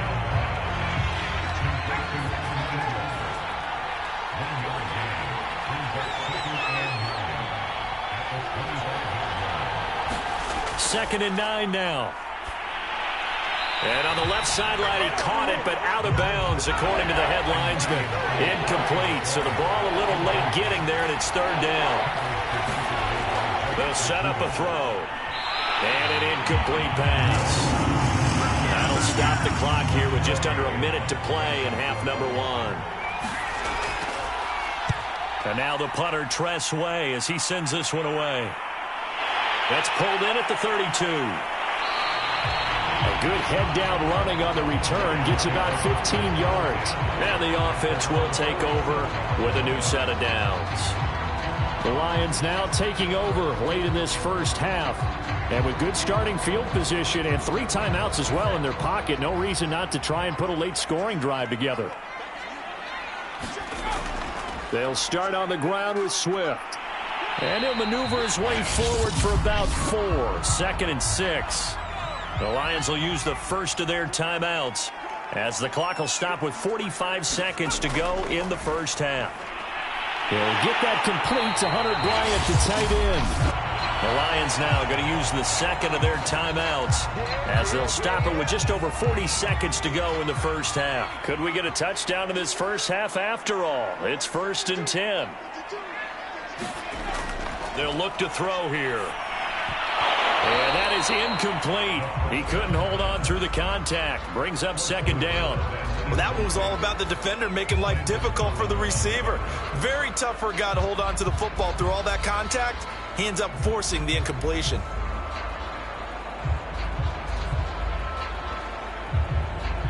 So now 2nd and 10 after the incompletion on 1st down. He'll look to throw. And he cannot avoid the pressure as the Washington pass rush gets home. Out of the gun now on 3rd down. He's going to get that to Swift underneath. And he'll get it into enemy territory just across midfield at the 49.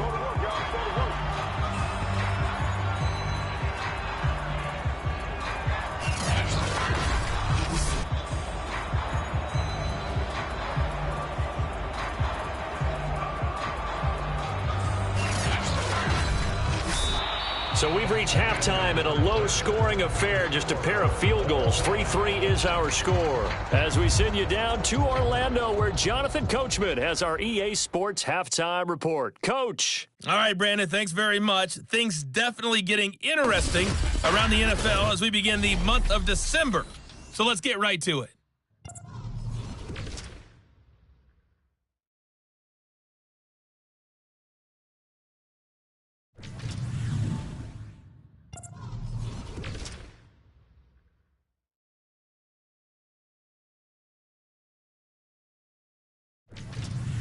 Lastly, let's check on one final game for you. And you can see they are scoreless as they play the second quarter. Meanwhile, in our game, it's been as tight as we expected, all tied through one half of play. For the call of the second half, let's get it back to Brandon Gaudin and Charles Davis. Okay, Coach, thanks as always. This one's still anyone's game as we welcome you back for quarter number 3. Second half ready to roll. 2 field goals, the combined output in half number 1. Could be first touchdown wins. And he won't quite make it to the 25. The Washington offense ready to go to begin the third quarter. It's a tie football game here. What do you think, Charles, the message was at halftime? Well, I think that they probably just looked at things and said, we're fortunate that this is a tie game. No need to panic, no need to change a whole lot. We didn't play anything close to our best in the first half, so we don't have to go out and win one for the Gipper. Let's just go out and play our best football and win one for us. And showcasing those strong legs on that run, getting through 1 tackle. Now she winds up getting 8 there. 2nd and 2. Got a man open. It's Ricky Seals-Jones. And they get him down, but not before he takes it across the 40-yard line. They'll look to throw now on first down. Sets up the screen to Gordon. And he'll be brought down, losing yardage back at the 40. Now, despite the completion, they're going to wind up losing 3 there. 2nd down. Well, that's not exactly how they drew that one up, nor practiced it, because on first down, you're trying to get some yardage to set up 2nd and 3rd down calls. In this case, had to drop it off to his running back. But, boy, they closed quickly on that one and stopped him behind the line of scrimmage.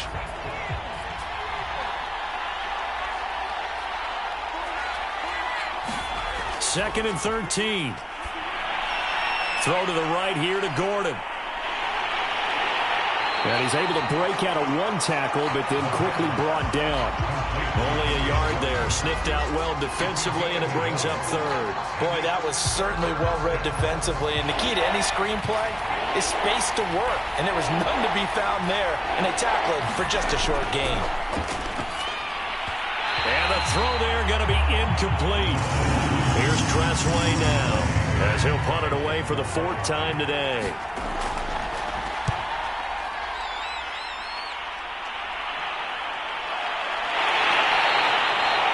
Going to be a 43-yard punt, just a single yard on the return. And the Lions are going to take over with a long field ahead and a 1st and 10. Now we take a glance at the offense as they work their way back out for their first possession of the second half. And both of these defenses have been stifling these last few drives offensively, just not able to get anything going. So what needs to change? I think a lot of the guys will go back and review, so to speak, because everyone has someone assigned to how did each play work. Okay, what did we use that kind of worked for us during this game?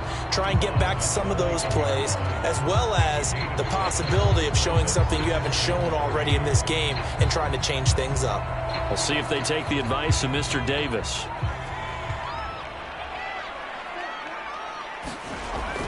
On 2nd down now, Swift, and he will fight his way forward to about the 23-yard line.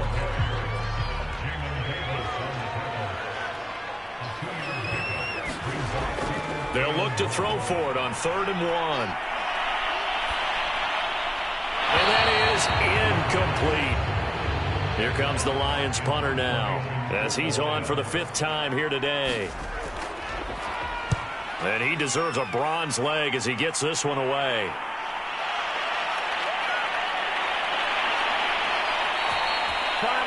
44-yard punt, return of 9. And it will be Washington football now with a 1st and 10. Another drive coming up for this Washington offense. And our game's hit a little bit of a lull here, a little bit of a snag. Punts on back-to-back drives. And old-school coaches don't necessarily mind that. Didn't turn it over, right? Didn't create a big play for the other team. Right now what you're looking for is, can you gain an advantage in field position? And that's what both teams are seeking right now. Yeah, they'll be seeking to gain that advantage here on this drive.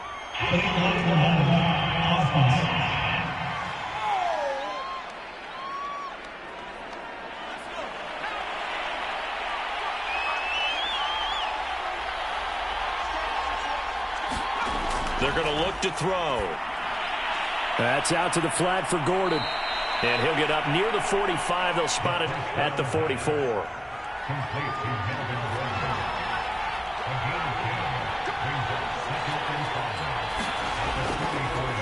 On 2nd down, it's Patterson. And he's going to get forward for about 5, but that may be coming back. What say you, Mr. Referee? What you talking about, Ref? That was tight right there.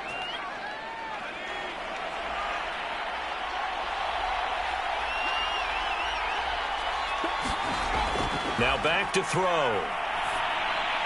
This one complete to Curtis Samuel. And he gets this one to midfield before he's brought down.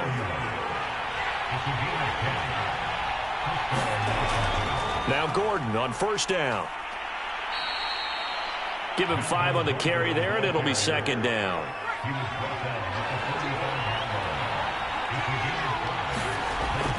They keep it on the ground. Again, Gordon. They'll say no gain on the play there. Now it'll be 3rd down.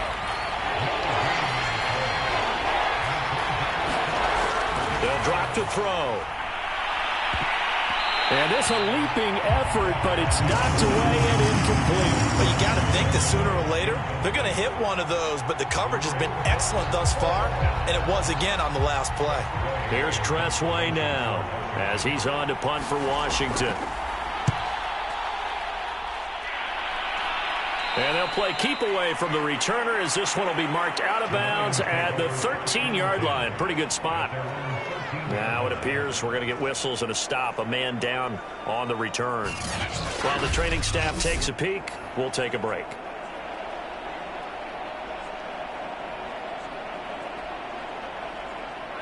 The Detroit offense ready to begin their drive. And a tight game after punting last time. See if they can get something going on this drive.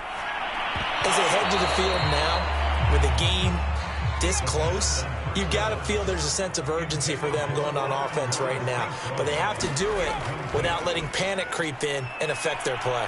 He's going to float this one deep right side. A fight for it, and this is caught. What a catch. A big play there for Detroit.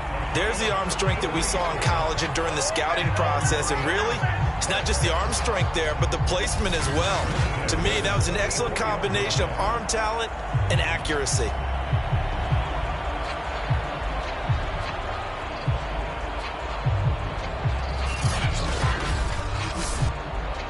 So the big play gets him across midfield now for 1st and 10. On the handoff, this is Swift. And he's going to get stopped up quickly. Give him a yard down to the 43. Tough day, tough sledding right there, and it's been that way the entire game. Not a whole lot of room to ramble for him.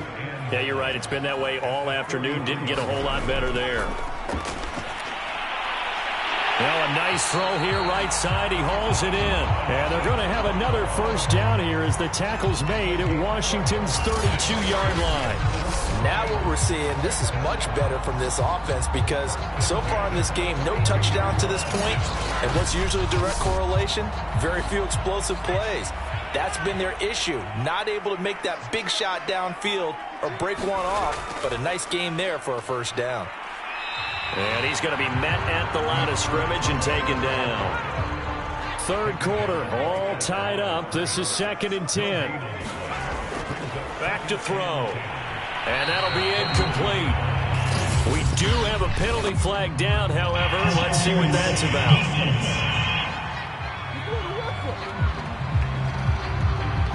This home crowd, they're happy with that call. I like the way you said happy there, right? The so-called good guys didn't get a call. They feel like it's been that way all afternoon. You feeling their pain? They finally got one. Yes, they did.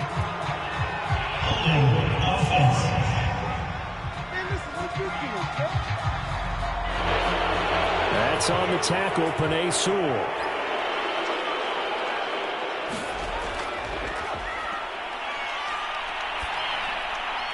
Now a throw here, hauled in. And they move this all the way down to the 9. It's taken a while for this offense to get going. A little creaky at the start, but they're oiled up now. A nice throw there, and they're really putting together a good drive.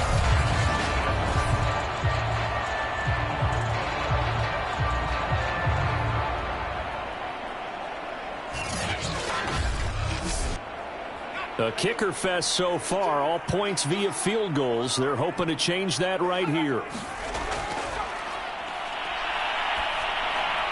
And that is caught. Touchdown, Detroit. A great play there. His 6th touchdown of the season. And the Lions have taken the lead.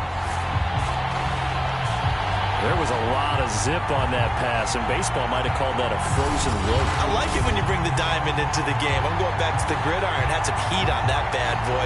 Sometimes you throw a touchdown pass, and sometimes you throw, what, a touchdown strike? There you go. That's my man, in concert.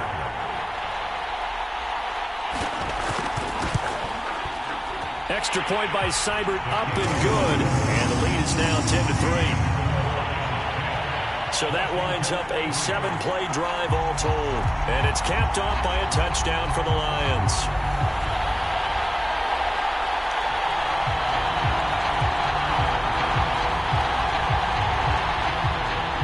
Out is the kickoff unit as they run up and send this one away. Waddle will return this from the end zone. And he'll be stopped right around where he would have been had he gone down to a knee, maybe a yard shy of there at the 24. Out comes Washington's offense as they get set to take over here. These guys had to punt their last possession, and that's become too familiar of a refrain. Too many of these drives just wound up going nowhere. But you know how in baseball, when the pitcher gets a base hit and he's on base, they bring his jacket out to him to keep him warm? A lot of times the punter goes to the sideline, puts on sweatpants or a wrap over his leg to keep it warm. He might need a massage from the trainer right now from all the work he's getting. It's a loss of 4 on the first down play. Yeah, another negative play in an early down situation. This one to start the drive. You're putting a lot of pressure on your quarterback to bail you out when you're in second and long yardage.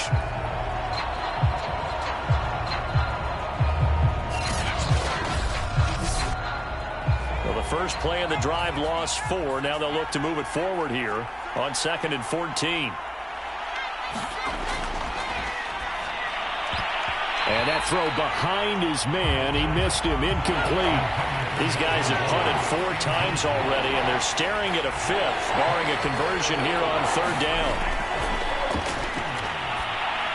Now, meanwhile, a final play here is incomplete, and that's going to take us to the end of the 3rd quarter of play.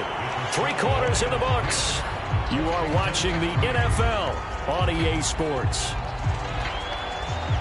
Here's Tressway now, as they're forced to kick for the 6th time today.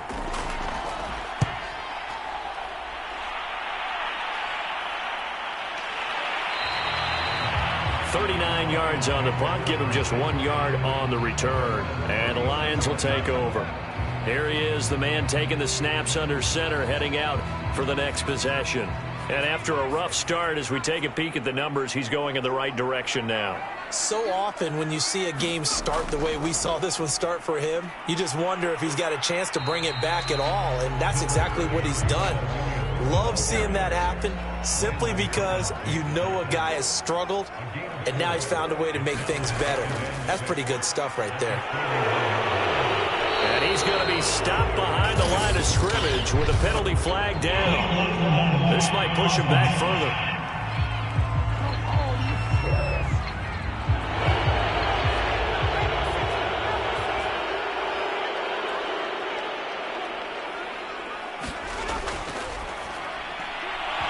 a throw right side, taken in by his tight end. And it's Washington that scoops it up. And they have the football and will set up shop at the 33-yard line. Well, that takeaway, partner, right there, that's a combination of coaching, execution, and absolute belief. Because a lot of guys will look at the scoreboard and go, this thing's pretty well done. But they still thought to themselves, if we can make a play, we give our teammates a chance to win it. And that's exactly what they did. They'll come out throwing here to start the drive. He'll complete this to Ingram as tight end. And they'll get this one down to about the 20-yard line. Finally, a first red zone opportunity for these guys. 1st and 10 right at the 20. Hitting Samuel on the slant. That is catch number 300 now for his NFL career.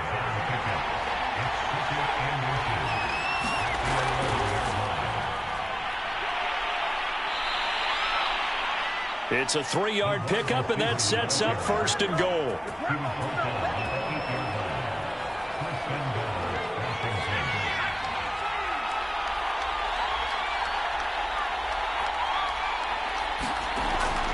First and goal, Melvin Gordon.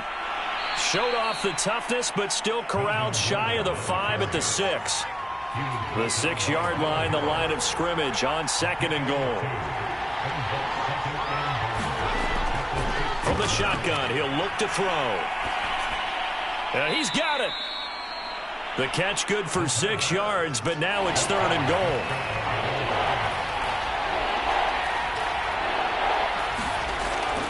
Ahmed.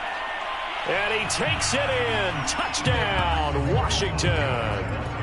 Salvon Ahmed.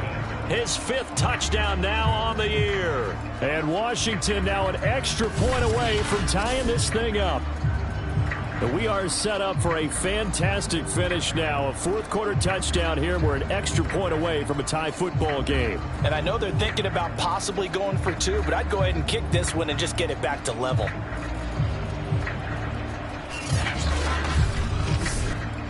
Extra point attempt to follow here.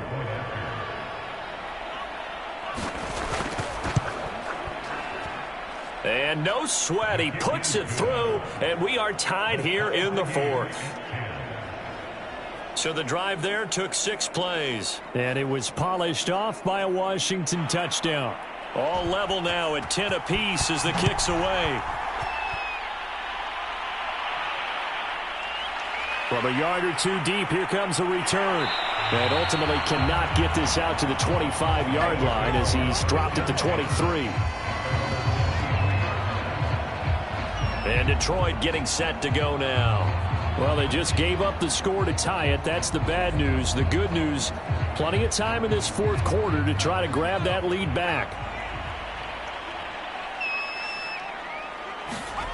They'll come out throwing here on 1st down.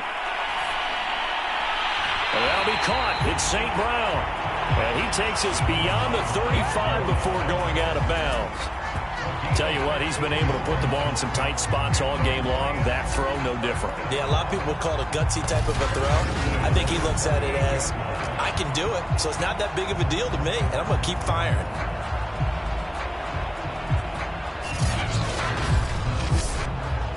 From all the way up at the 38 now after a good start to the drive.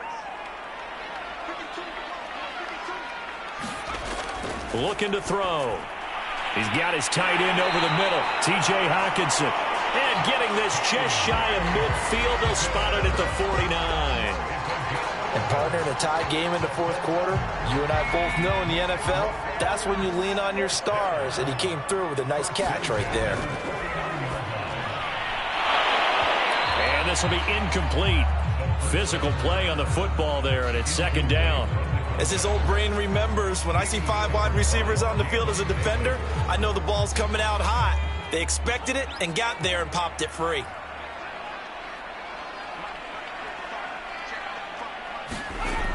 Again, he'll drop to throw. And that's hauled in by St. Brown over the middle. And they're going to have another 1st down here as the tackle's made at Washington's 37. They sure put the coverage guys in a stress on that one. They thought they were going deep. Ends up curling inside for a nice chunk of yardage. In Washington territory now. Here's 1st and 10 at the 37-yard line. They'll stick with the passing game as he looks to throw. And down right around the 32-yard line, 4 yards on the pickup.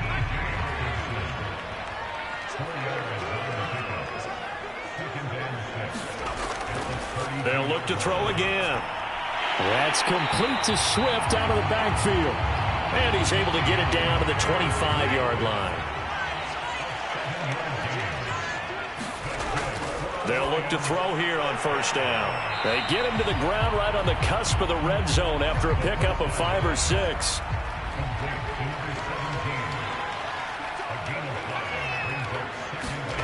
Second and 5. Catch is made by Hockenson, the tight end. And the tight end is certainly a position built to move the chains because they can control space underneath. If they've got good hands, then, of course, they're a dynamic target. But one other thing is they're right in the sight lines of a quarterback on just about every play. And that makes it easier for the quarterback to pick him out and deliver.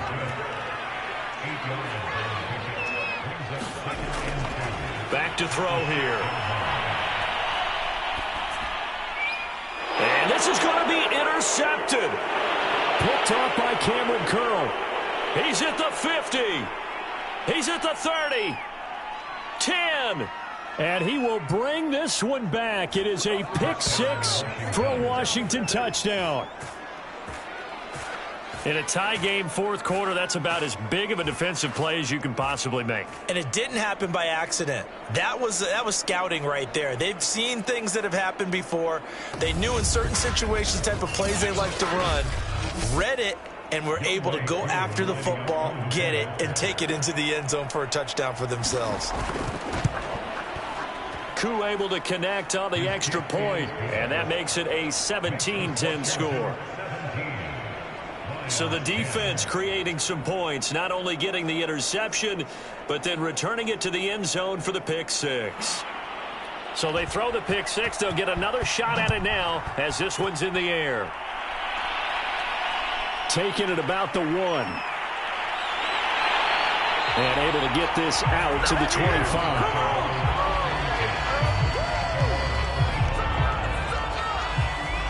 So now the Lions trailing 17-10, 2:10 on the clock. A 4th straight defeat looming on the horizon, barring a comeback here as they've got it with a 1st down.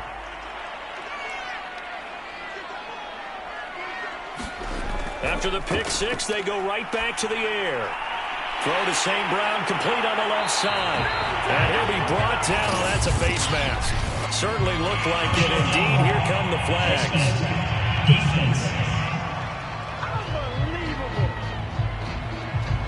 So give him the yardage on the completion and also tack on 15 more. If you get that hand up there, you've got to let go immediately or just not close the hand at all.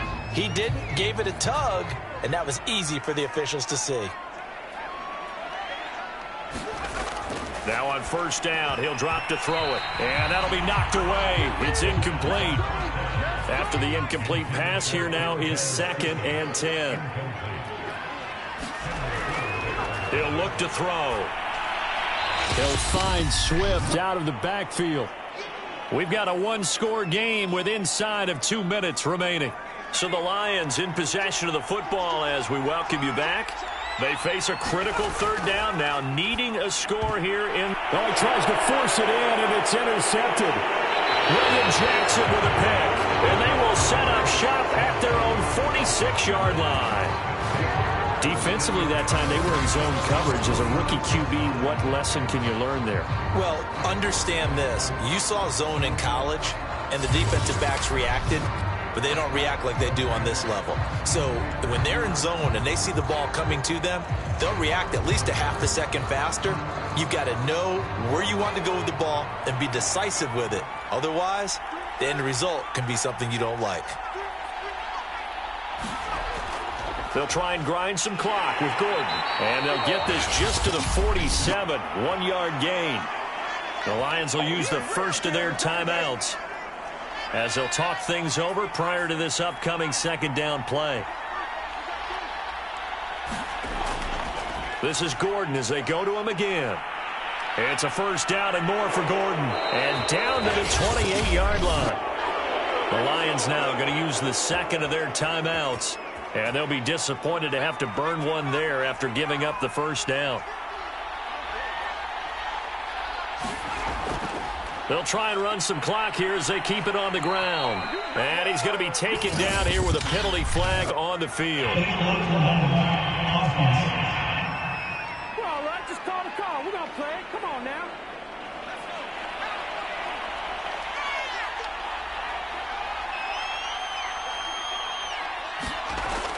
Following the penalty, here's Gordon. And he sneaks his way forward only for a couple here. Second down. And the Lions quickly now going to use the last of their timeouts as they'll talk things over prior to this upcoming second down play. Another tote for Gordon. He's been busy this afternoon. 89 yards rushing for him now as he has been tremendous all day long.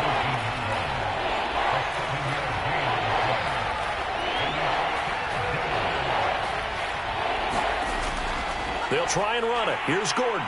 And he picks up the first down yardage as he takes it down to the 16.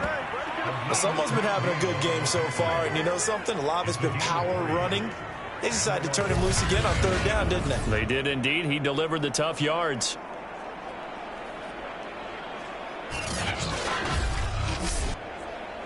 All runs on this drive so far. It's 1st and 10.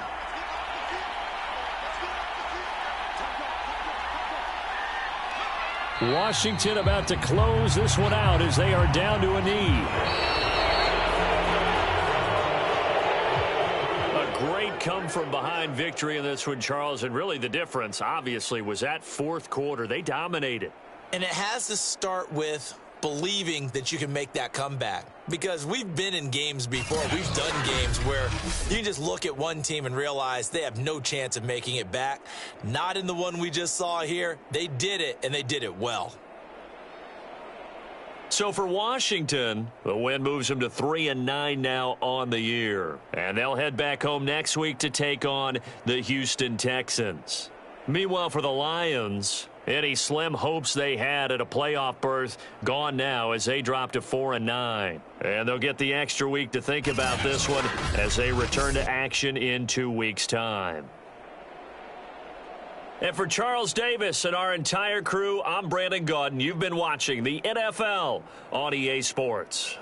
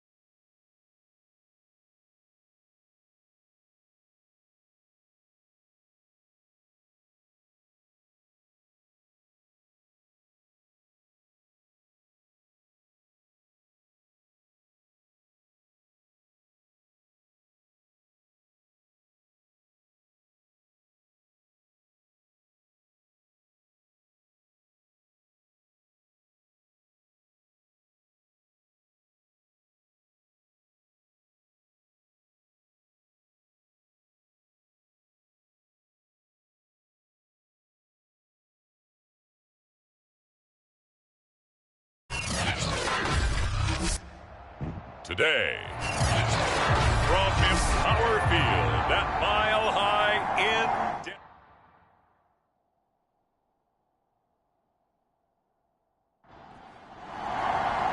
The calendar has turned to December, and we're in the home stretch now as we're underway in Week 13. On the return, here's the dangerous Cordero Patterson. And a decent return out to the 27-yard line. So here are the Broncos now for their opening drive. And they'll be let out by the man running the show, Charles, their quarterback. He had the numbers of the game last week that if you win, you talk about him being a gritty guy, managing the game, getting it done. But they lost. So obviously 2 interceptions, 1 touchdown pass, that's not going to be good enough. Got to get that changed around. Now a dump off here complete. And he's going to be down at the 35. Gain of 7. I like it. Get everyone involved in the passing game. And you know you can create those great mismatches throwing it to your guys out of the backfield. And on the first drive, that can also help establish some rhythm, right? I think so. It gets everyone involved. They feel like they're part of it and really gets them amped up as they go forward. Now a first carry for the former Tar Heel, Javonte Williams. And he'll be tackled right on the chalk at a 45. Well, there's plenty of real estate for him to maneuver on that run, and let's face it, it shouldn't be a surprise. He's one of the better backs in the league. Had to come into this game with the idea, slow him down, otherwise it's going to be a long afternoon.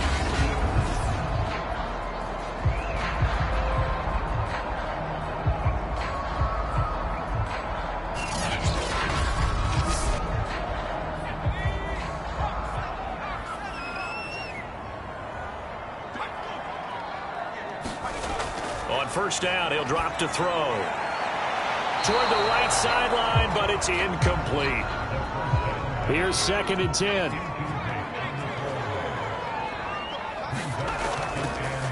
Off the draw, here's Williams. And the reinforcements come in as they're going to stop him behind the line.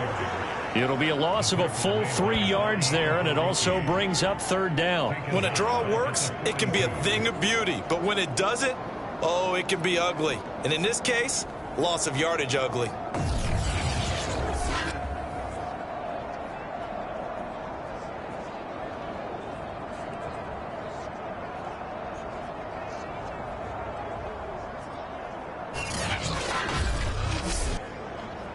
And with a 3rd and 13 here, the defense in a dime look.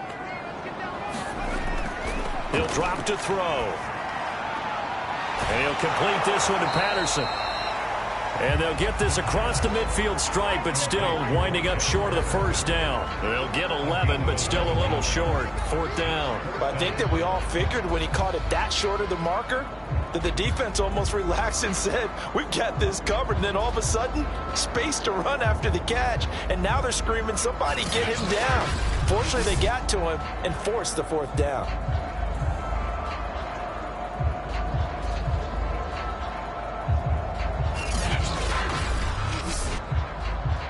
On 4th down, Sam Martin is on to punt for the Broncos. He'll send this one into the mile-high air, and it's a good one. This one will sail out of bounds. It'll depend on the spot here. And the side judge says that went out at the 7-yard line. So now the Colts backed up to start their initial drive. Leading the charge under center will be their 6'5" quarterback, Carson Wentz. So this is what we find out about the game plan and the trust factor, don't we? In this situation, the natural thing is take care of the ball, run it inside, everyone cover it. Just, get yourself some room and let your punter punt it out of there. But when you really got a QB you can trust, you might want to take a little shot early and try and create some space. Holding offense. They get the former number 6 overall pick, Quentin Nelson, out of Notre Dame that time. Wentz going to give this to Taylor, and he will take this up to about the 8-yard line.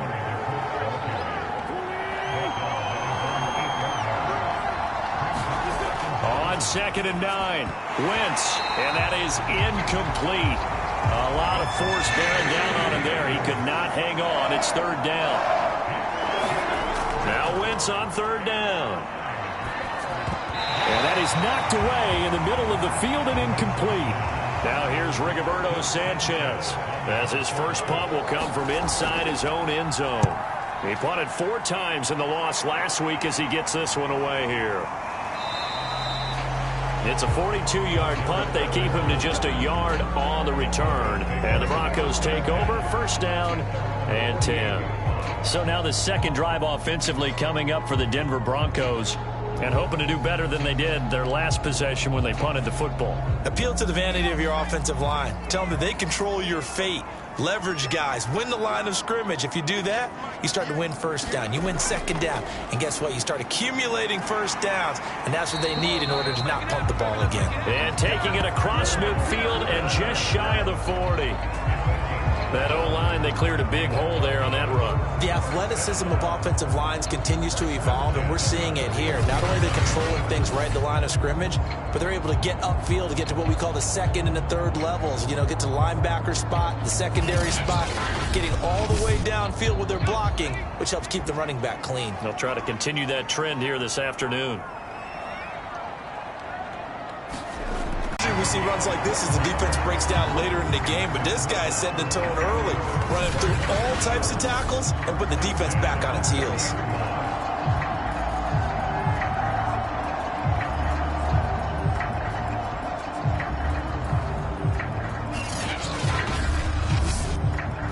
Back-to-back good plays have them on the move on first down. Now a quick throw into the hands of Jefferson. Down. These are his numbers from last week's contest. 7 catches, 83 yards. Better tighten up the coverage if you expect to slow this guy down, because if he gets going, he'll eat you up. Clock rolling as we hit the midway point of this first quarter. Now a first down carry. It's Williams. And they get to him quickly here as he stopped right around the 13. The last run got 3. Now here's 2nd and 7. They'll look to throw. A fight for the football, and it's intercepted.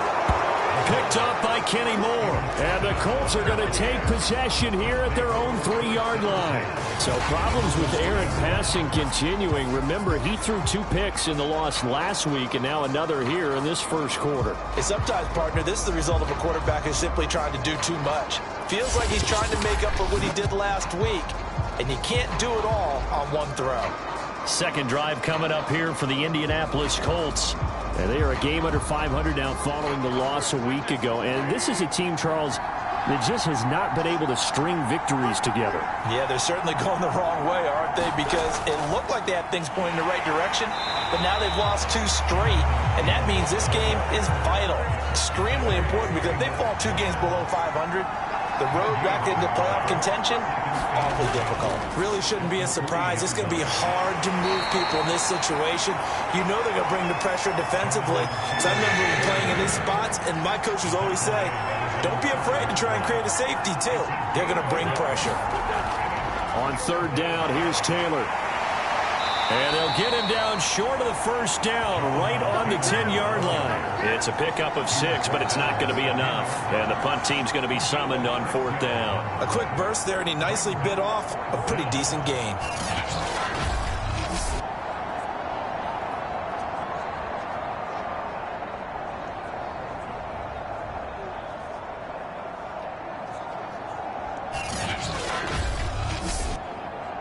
Now here's Rigoberto Sanchez as he'll punt it away for the second time. His first punt, 45 yards. This looks good as well. Call that a 45-yard punt, just 2 yards there on the return. And possession will switch hands, 1st and 10. Denver's offense now set to go. And they had a nice little drive going last time. Threw the interception in the red zone. Costly. Bad enough to throw it anywhere, but that drives coaches insane when they're thinking about, hey, we've got a shot at points already. We're already in a spot where you're thinking you got 3 on the board for sure, and to come away with nothing, that's a really tough one for them to swallow. And will they make up for it? That was a fun one to watch right there. A nice in-breaking route and plenty of room in the middle of the field. And he was able to get behind the linebackers and grab the completion for a really good pickup.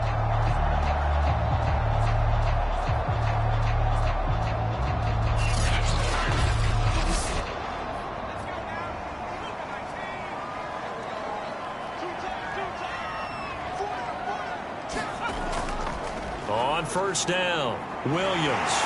And he works it past the 30, almost to the 25. That's a very nice game there. A confidence-building run. Love the execution up front. And the way he pressed the hole, absolutely perfect.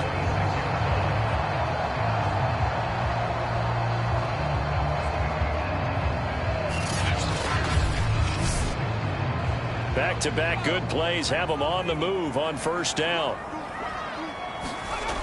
They'll set up to throw. And he's going to have the hook up to Sutton. And they'll get this down to the 10. Well, I think when they look at their offense, they think to themselves, weapons everywhere. And they want to move the ball around. They want to spread it to different people. But you absolutely know they want to get this man involved as well. And that's what they just did on that play.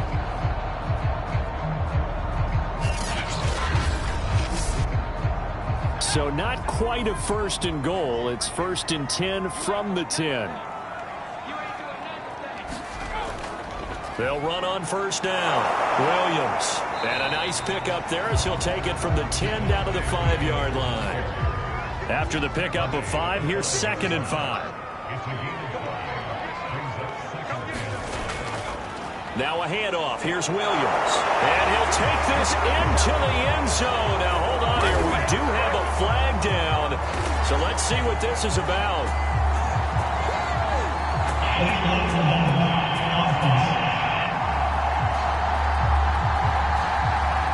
So reverse the celebration. We'll see if they have something else in their bag of tricks. And isn't that always tough to watch when they score and you see the excitement and then when they realize those points aren't going to count?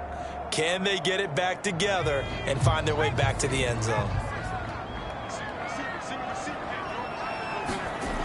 He'll look to throw. And that'll be incomplete. Took a pretty good shot as he tried to pull that one in. Couldn't hang on, third down. Now on third and long, they'll look to throw. That's caught over the middle by Fant. It'll be a gain of 8, but it'll also lead to a fourth down.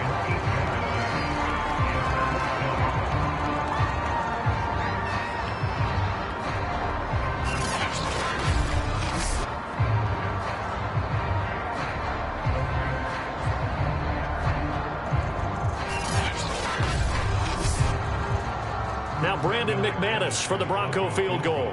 This just a 24-yard attempt. No score after 1 on EA Sports.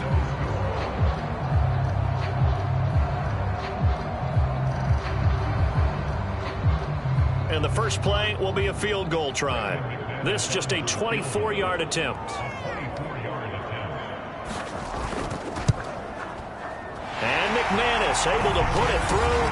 And the Broncos the first to grace the scoreboard. It's 3-zip.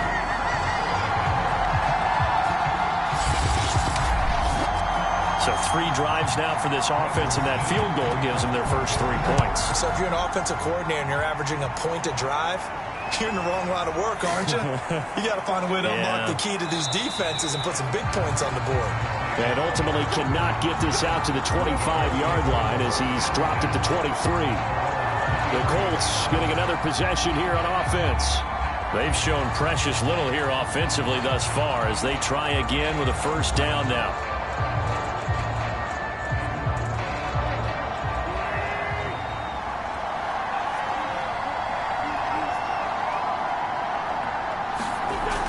A carry by Taylor to start the drive. It's a 6-yard gain on the ground, and that'll make it second and 4. On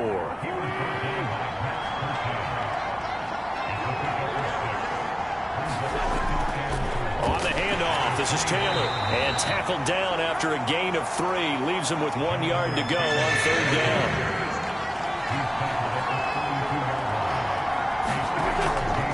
They'll try and run for the first with Taylor. Yeah, brought down, but not before he was able to break the tackle, and the extra effort moves the sticks.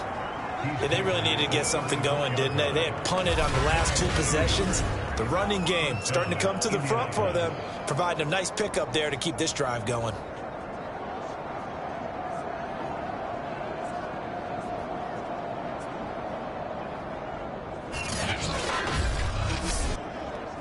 From the 34 now, here's 1st and 10.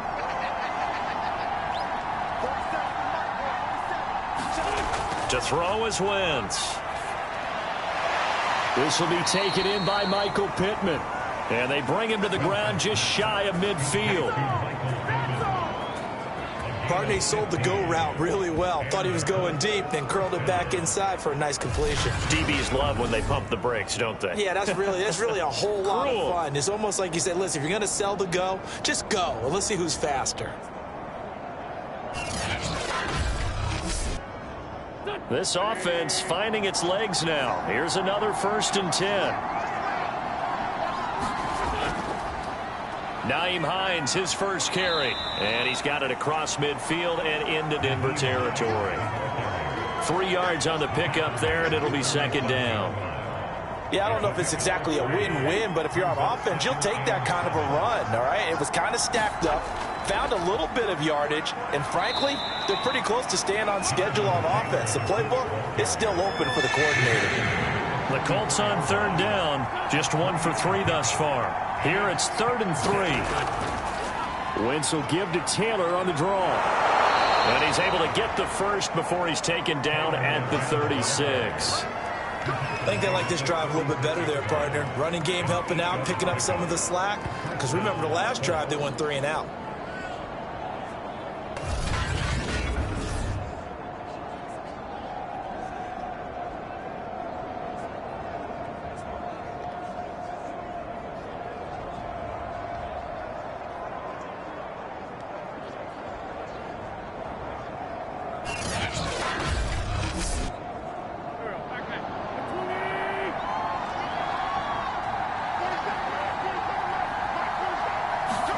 Now they'll throw it. Wentz. They'll try and set up the screen to Hines. And the play goes nowhere. Losing yardage back near the 40 at the 39. But despite the completion, they're going to wind up losing 3 there. 2nd down. Well, so much for bluffing the defensive line into thinking that they were going to be able to get to the quarterback. Instead, they sniffed out the screen pass and made a really nice play for lost yardage. Behind the chains, 2nd and 13.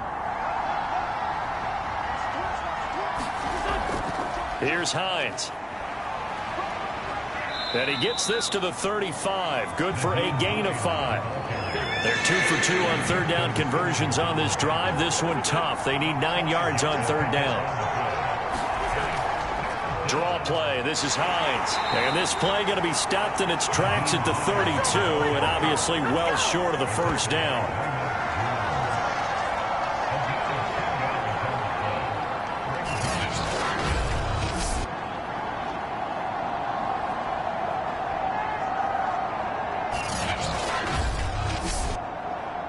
Rodrigo Blankenship for the Colts field goal. It'll be a 49-yard attempt from the left hash. Blankenship's kick is good. And that will tie us at 3-3.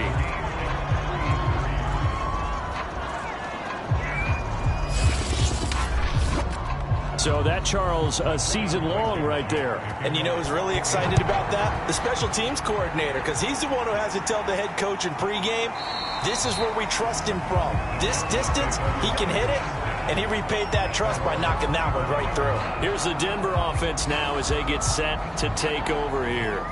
And last time they got 3 points, but it was a chip shot field goal. And when you go to the sideline after a chip shot field goal, maybe the offense not too happy. It's a balancing act, isn't it? Because you're exactly right. They're none too pleased that they didn't punch it in for 6 points. But they also have to remember they did put points on the board. 3 points is 3 points. And in this league, you take points when you can get them. Not easily done. And he sneaks his way forward only for a couple here. 2nd down. Here's 2nd and 8. He's got his big tight end, Fant. So from the 36 now, 1st and 10. When an offense reads blitz, doesn't matter where it's coming from, tight ends know that they become a big part of the passing game because they should be an easy outlet when all those extra bodies are trying to get to the quarterback. A hot route, so to speak.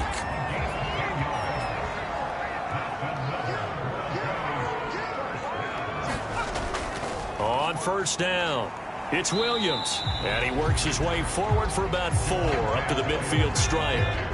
Following the pickup of 4, here's 2nd and 6. From the midfield stripe, they'll look to throw. Got a man open, it's Sutton. And they'll get him to the ground. He has another 1st down at the Colts 36. But one of the ways that quarterbacks keep all the receivers alive in a play, never lock in on any one guy. Make sure you keep your eyes moving, scan the field. And here he finds the open guy for a nice pickup.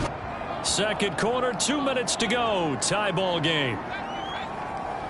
Coming up at halftime, I'll go from one personality, that's you, Charles Davis, to another one in Orlando, the coach. He'll have stats and scores from around the NFL. You and Jonathan Coachman, both larger than life. No doubt about it. But you're stuck with me in this booth, yes, and he's miles away and smiling. And happy.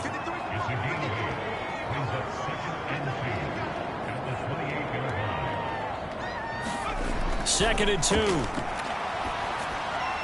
This is the tight end fan. And down he goes, taking it inside the 10, just shy of the 5 at the 6.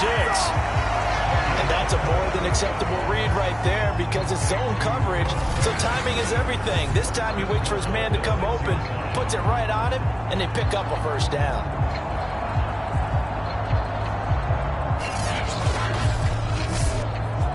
A kicker fest so far, all points via field goals. They're hoping to change that right here. Back to throw again. And he's going to be taken down, sacked back around the 18-yard line. Now the Broncos are going to call the first of their timeouts as they'll stop it with just over a minute to go before halftime. They'll drop to throw. And he's going to drop this off to Williams, complete. And able to get this down inside the 15, either the 13 or 14 before he's out of bounds. 5 yards that time on the completion. And now it's 3rd and goal. Firing quickly here, and that's complete.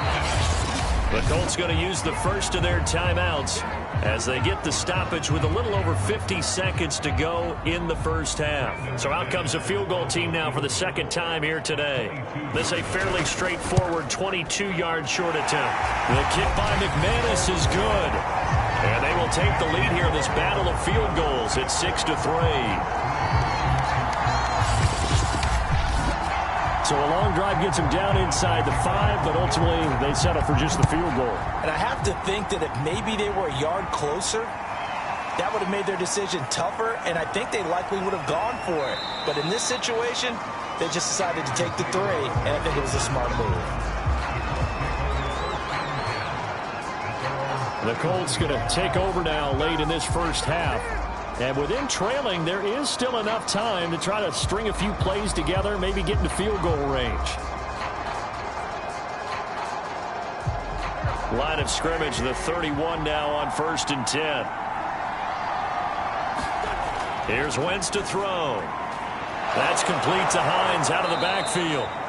This will be stopped about 2 yards shy of the marker. 8-yard gain, 2nd and 2.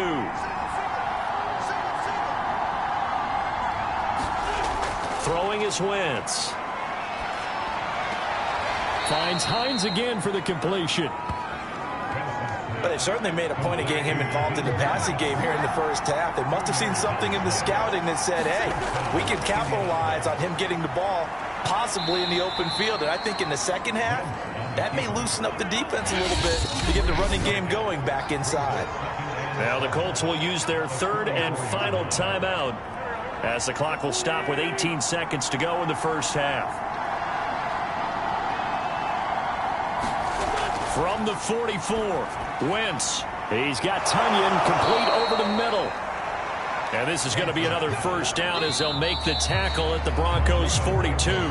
So if you like field goals, this is your game. 6-3, 3 field goals at the break. As we send you on out to our studios in Orlando, here's Jonathan Coachman at REA Sports Halftime Report. All right, Brandon, thanks very much. Things definitely getting interesting around the NFL as we begin the month of December. So let's get right to it.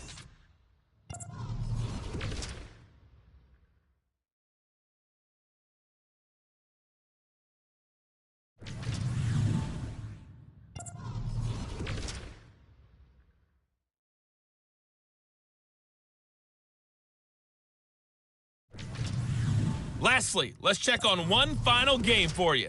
And you can see they are scoreless as they play the second quarter.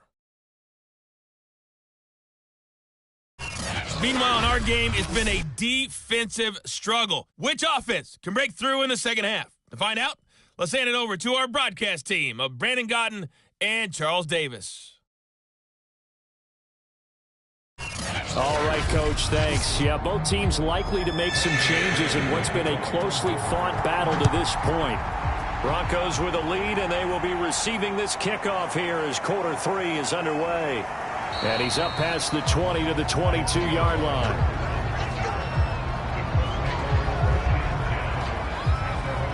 The Colts ready to go to work to start the third quarter, and they're on the losing end of things here. What do they need to do if they're going to turn things around, CD?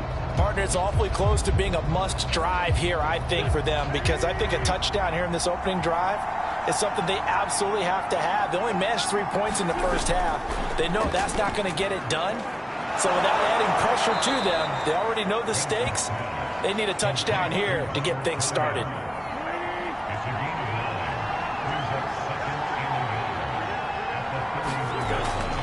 On second down, it's Taylor. And they take him down, losing yardage back at the 27.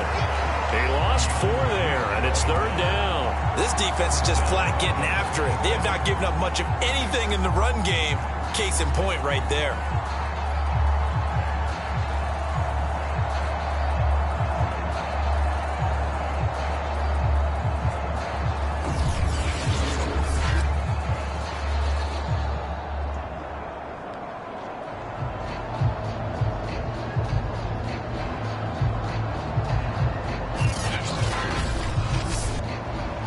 A nickel set defensively for the Broncos here on third down.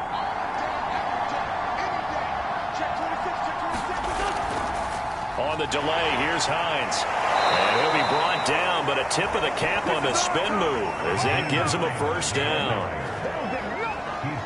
We don't talk about it very often, but sometimes there's a dip in intensity when you start the second half, which can manifest itself in some sloppy tackling. And how about right there? He ran right through that weak tackle attempt.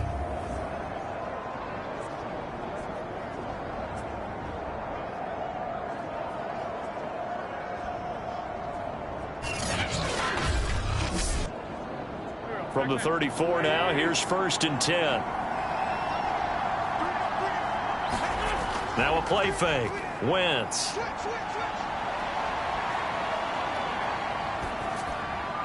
That is caught. Michael Pittman with it. And he's going to get a solid gain of 9 before being brought down. Second and right at a yard. That's tough to play zone defense when they can just curl up right there in front of you. Yeah, absolutely. Well, we talk about finding the soft spot. Defensively, how do you make sure they don't find the soft spot like they did there? Tough to do, because what they normally will do is run routes that'll pull you out of that spot that they want to get into. That's what we call not taking the cheese, right? Don't go for the mousetrap. But it's hard to do because when you see a guy cutting that in that direction, you tend to go towards him. 2 yards the loss, and now they go from 2nd and 2 to a tough 3rd and 4. Well, we saw a lot of negative plays that resulted in plenty of lost yardage in the first half, and that trend is continuing here.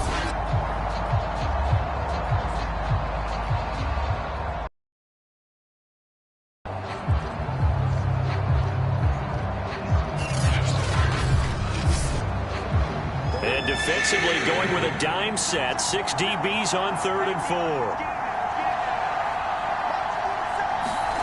Wentz. forced out to his left. And Wentz going to slide to a stop. He does have the first down. We just saw a nice example of why teams often bring in baseball guys to teach quarterbacks how to slide in key situations.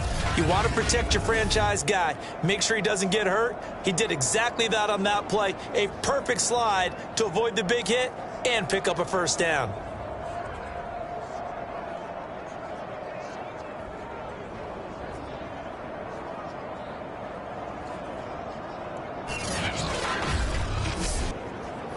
Still in search of their first touchdown of the game, but they're on the move. 1st and 10. Now Wentz. And the Broncos get there and take him down.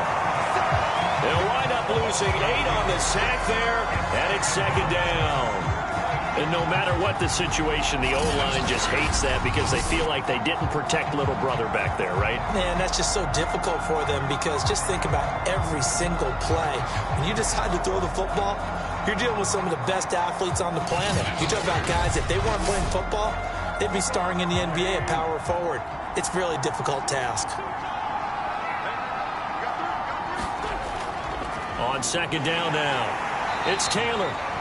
And he'll lose yardage here, back at the 41.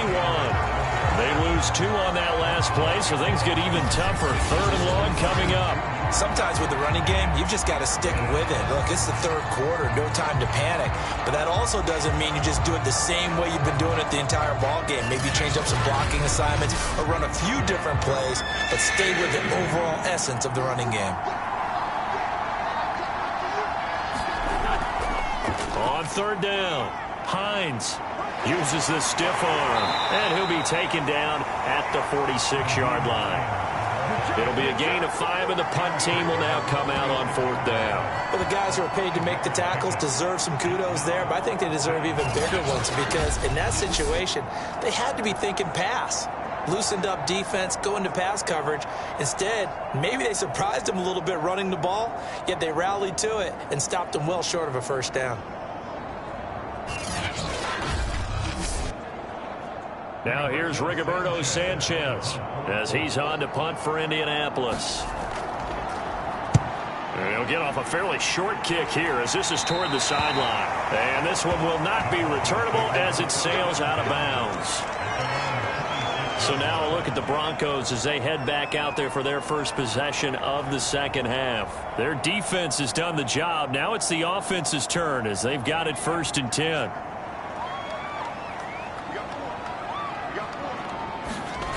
They'll come out throwing here to start the drive. And this will leave them a yard short. Nice pickup of 9 yards on 1st down.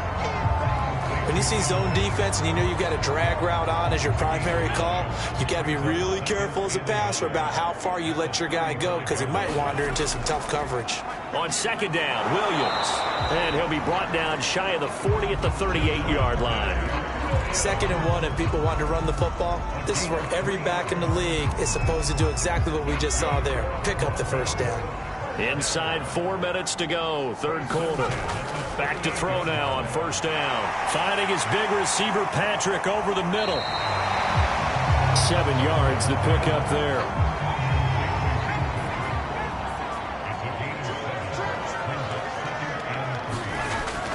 On play action, they'll throw. And he's got this to Jefferson. And he'll take it into the end zone for a Denver score. Justin Jefferson. His first touchdown on the year. And the Broncos will extend their lead. Well, they had their chances in the first half, you remember, but had to settle for 2 field goals. This time they come away with 6. I think they actually got affirmation about what they were doing by getting a touchdown because the field goals means they got in range but couldn't quite finish it off. This time, they broke through, and that's great for the old confidence. And on the sideline, difference of a feeling between 3 and 6, is it astronomical or no? It can be at times, that's for sure. A lot of times the field goal feels like a disappointment. The touchdown, well, that tells you you're getting it done. Extra point from McManus is good, and his guys will take a 10-point lead.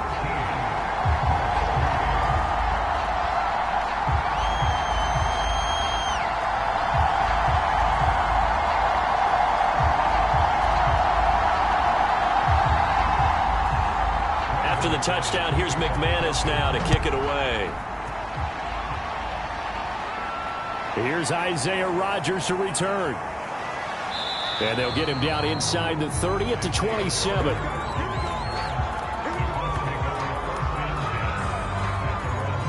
Here comes the Indianapolis offense now as they get set to take over. They're in a 13-3 hole here now as they come up on first down.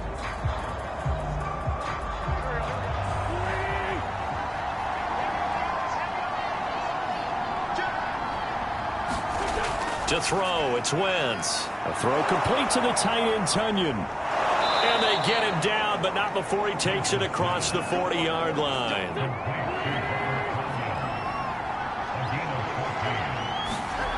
On first down, Wentz. And the hook up here to Allen Robinson. And he'll be taken down, but not before he works it past the 50.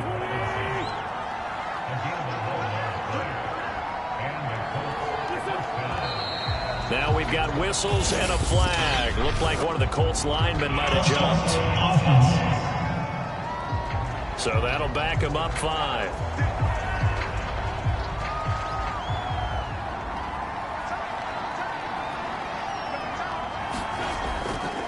On the handoff, Taylor. And he'll be brought down right at midfield after a gain of only a couple.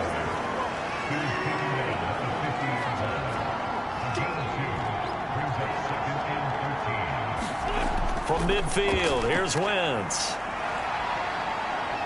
Flushed out right. He'll be taken down at the 48 for a pickup of 2 yards. A third down now. Those last 2 plays indicative of how things have gone for them. Just nowhere to go on the ground and struggling to put up points. And this pass broken up.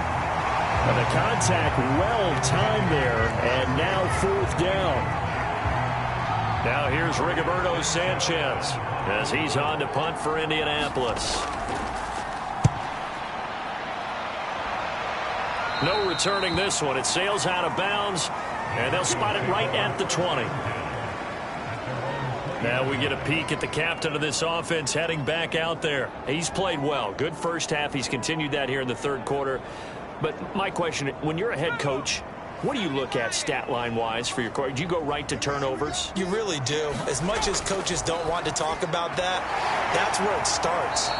When I played in college, our first rule for every game, the team making the fewest mistakes will win. And that's kind of how they judge you. Do you take care of the ball, not turn it over, keep it in the proper hands, and give your team a chance to win? Well, that's what he's done here in this one so far. Here's a 2nd and 5 now from the 25.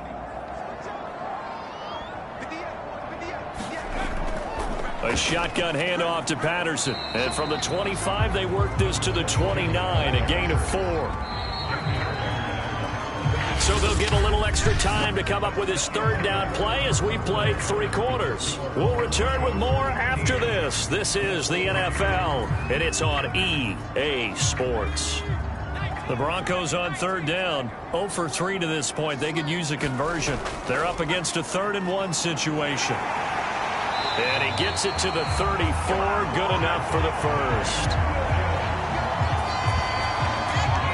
I'm guessing you'd say this is kind of the key here. Grind out some yardage, work on that clock, see if you can continue to tick it down. Definitely. You want to bleed things out at this point, right? Continue to possess the football, gain some yardage, and put the onus on the defense.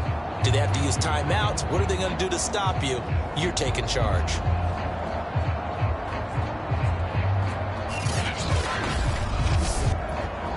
From the 34 now, here's 1st and 10.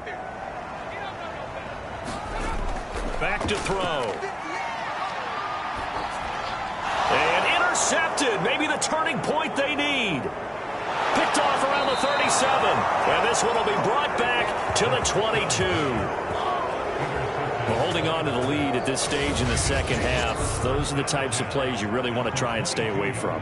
And when you're a rookie, keeping your focus is something that you still have to work on all the time because there's so many distractions around you between the crowd noise and your coaches and your teammates. But the other part, you've got to learn how to finish. It's the 2 F's for a rookie quarterback. Coming out with a jumbo package to start the drive. So after the INT, here's Wentz. This goes out right to Doyle. A good rally to the football keeps him to only a yard, and it's second down.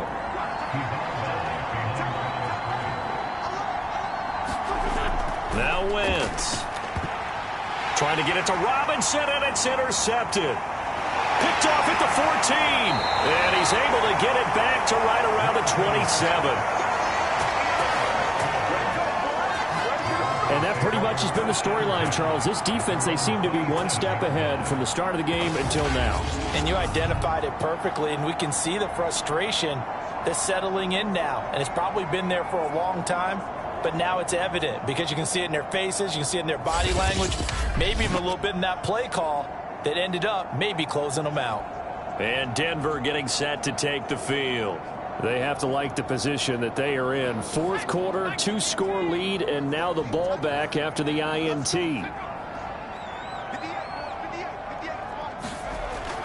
They start the drive on the ground. It's Williams. And he's tackled a yard short of the marker. Good gain of 9 on first down. The previous run, good for 9. Here's second and a yard.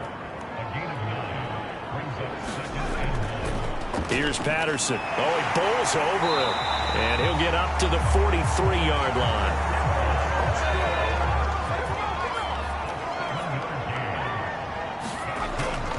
They'll run on first down. Williams. And good pressure defensively to stop him for a loss of a couple. And there's also a flag to go with it. They're backed up here with a 1st and 20 now after the holding penalty. They'll look to throw here. And that's going to be incomplete. Too tough to hold on to that one. It's second down. So they'll come up after the incompletion for second down. They'll hand it off now. Williams.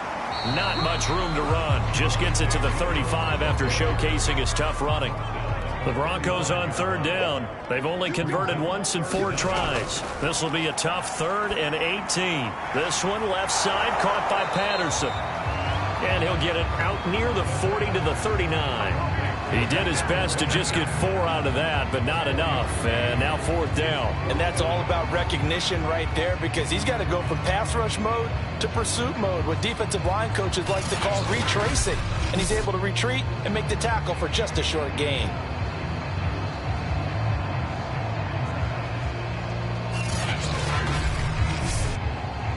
Here's Sam Martin now as he'll kick it away for the second time.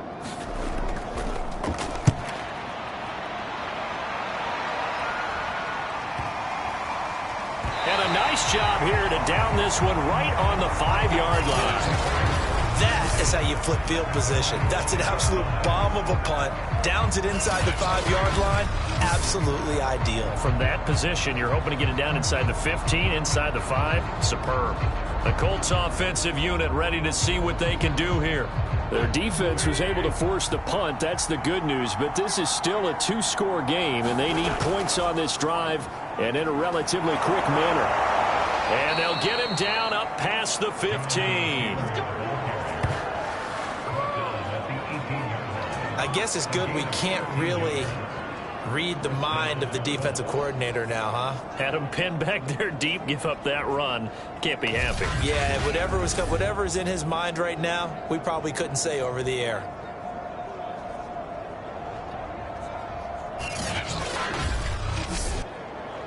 Thanks to that last play, a little more room to operate. 1st and 10 at the 18.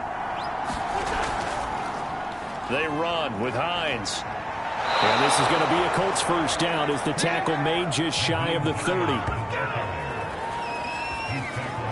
We'll definitely see some open running lanes, and he's taking advantage of it right now, but that shouldn't be a surprise. Defense has the lead.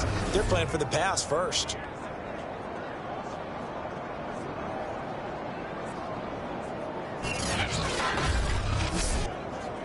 Back-to-back good plays have them on the move on first down. Shotgun now for Wentz. This one complete to Tunyon underneath. Not much there, only a yard. this possession means so much for them. They've got to focus on this drive and find a way to make this a one-possession game. Yes. Got to get a score. Yeah, so good with a field goal. Don't necessarily need a touchdown.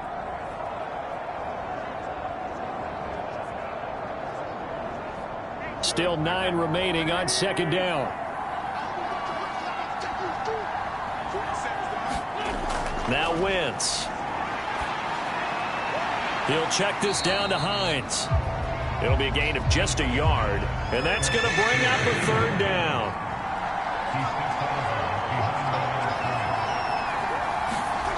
Wentz going to throw. They'll set up the screen to Taylor. And a good job on the tackle there as they get him down shy of the first on the 35-yard strike. He did his best to just get 4 out of that, but not enough. And now fourth down. One thing I think that's safe to say defensively, the tackling's been really good. And because of that, it's been very, very hard for them to move the ball because you're not getting the benefits of run after catch. They're tackling them almost on the spot. That means you have to run extra plays, harder to move it. All right, they're going to try and keep hope alive here on fourth down. They're going for it.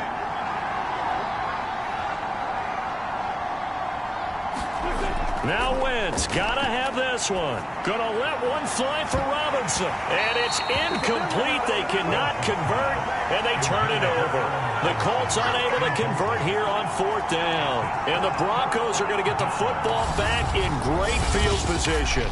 So still over 3 minutes remaining in this game, but boy, not getting that when that hurt. That's a little bit demoralizing, so they have to be careful about that because still have an opportunity if they can get some things done on defense. But now, since they've taken over on downs, a team with the ball, guess what? Going to 4-minute offense, maybe they can put this thing away. They'll contain him to just 4. Second down.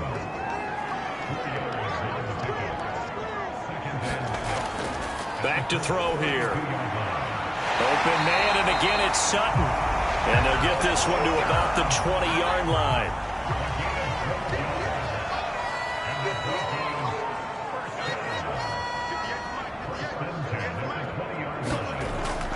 On first down, Williams. Call it a gain of 4 on first, and that'll make it second down.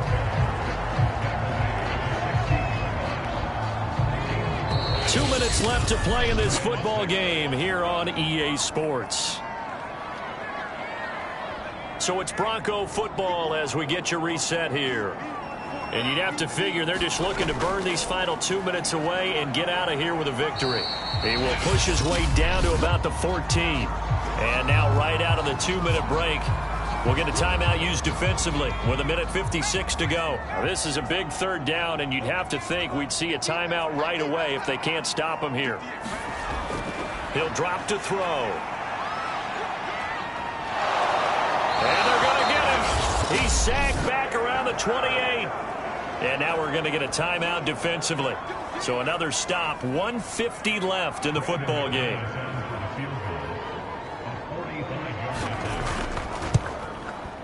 And McManus able to put it through, and the lead stretches. 16-3 now.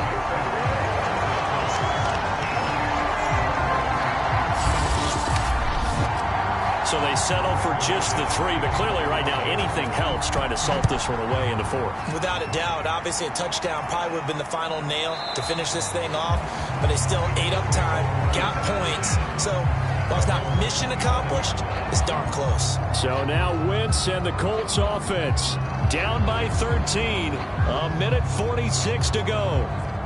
It's been a struggle to score all day, and now they need to do it twice here late to have a chance. On 1st and 10, here's Wentz. Finding Pittman. And he's taken down, but able to slip across the 35. Throwing on first is Wentz. He'll drop this down to Taylor. And he'll get it out near the 40 to the 39. A good rally to the football keeps him to only a yard, and it's second down. Pass complete to Taylor. They'll wind up getting just a yard out of it, and it'll be third down. He's going to let it fly. And unable to connect, incomplete. I'll give them credit. They took their shot, but it's going to bring up fourth down. Wentz to throw for it on fourth. And that is incomplete, but there is a flag. And on fourth down, this is a big call.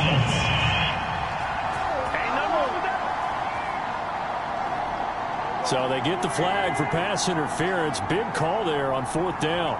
But it's the right call, and as much as I want to see them play through incidental contact, he's definitely there too early. Throwing left side, it's complete. And they do finally get him, but he makes it all the way to the 6. Now the Colts will use their third and final timeout as they'll stop it with 17 seconds to go in the game. To throw is Wentz. And this is caught. For the moment, it's a touchdown, but multiple flags down, so let's sort this out. Holding offense. Down in this one, they needed that score, but they'll have to hold at least for the time being. You're exactly right. Points that they had to have. As you said, they have to regroup now and see if they can get them another way. A terrible spot for a holding call as they'll try again, but now from further back on first and goal. Again, it's Wentz. This to Hines on the drop-off. And despite the fancy footwork we saw, they'll get to him just inside the 15.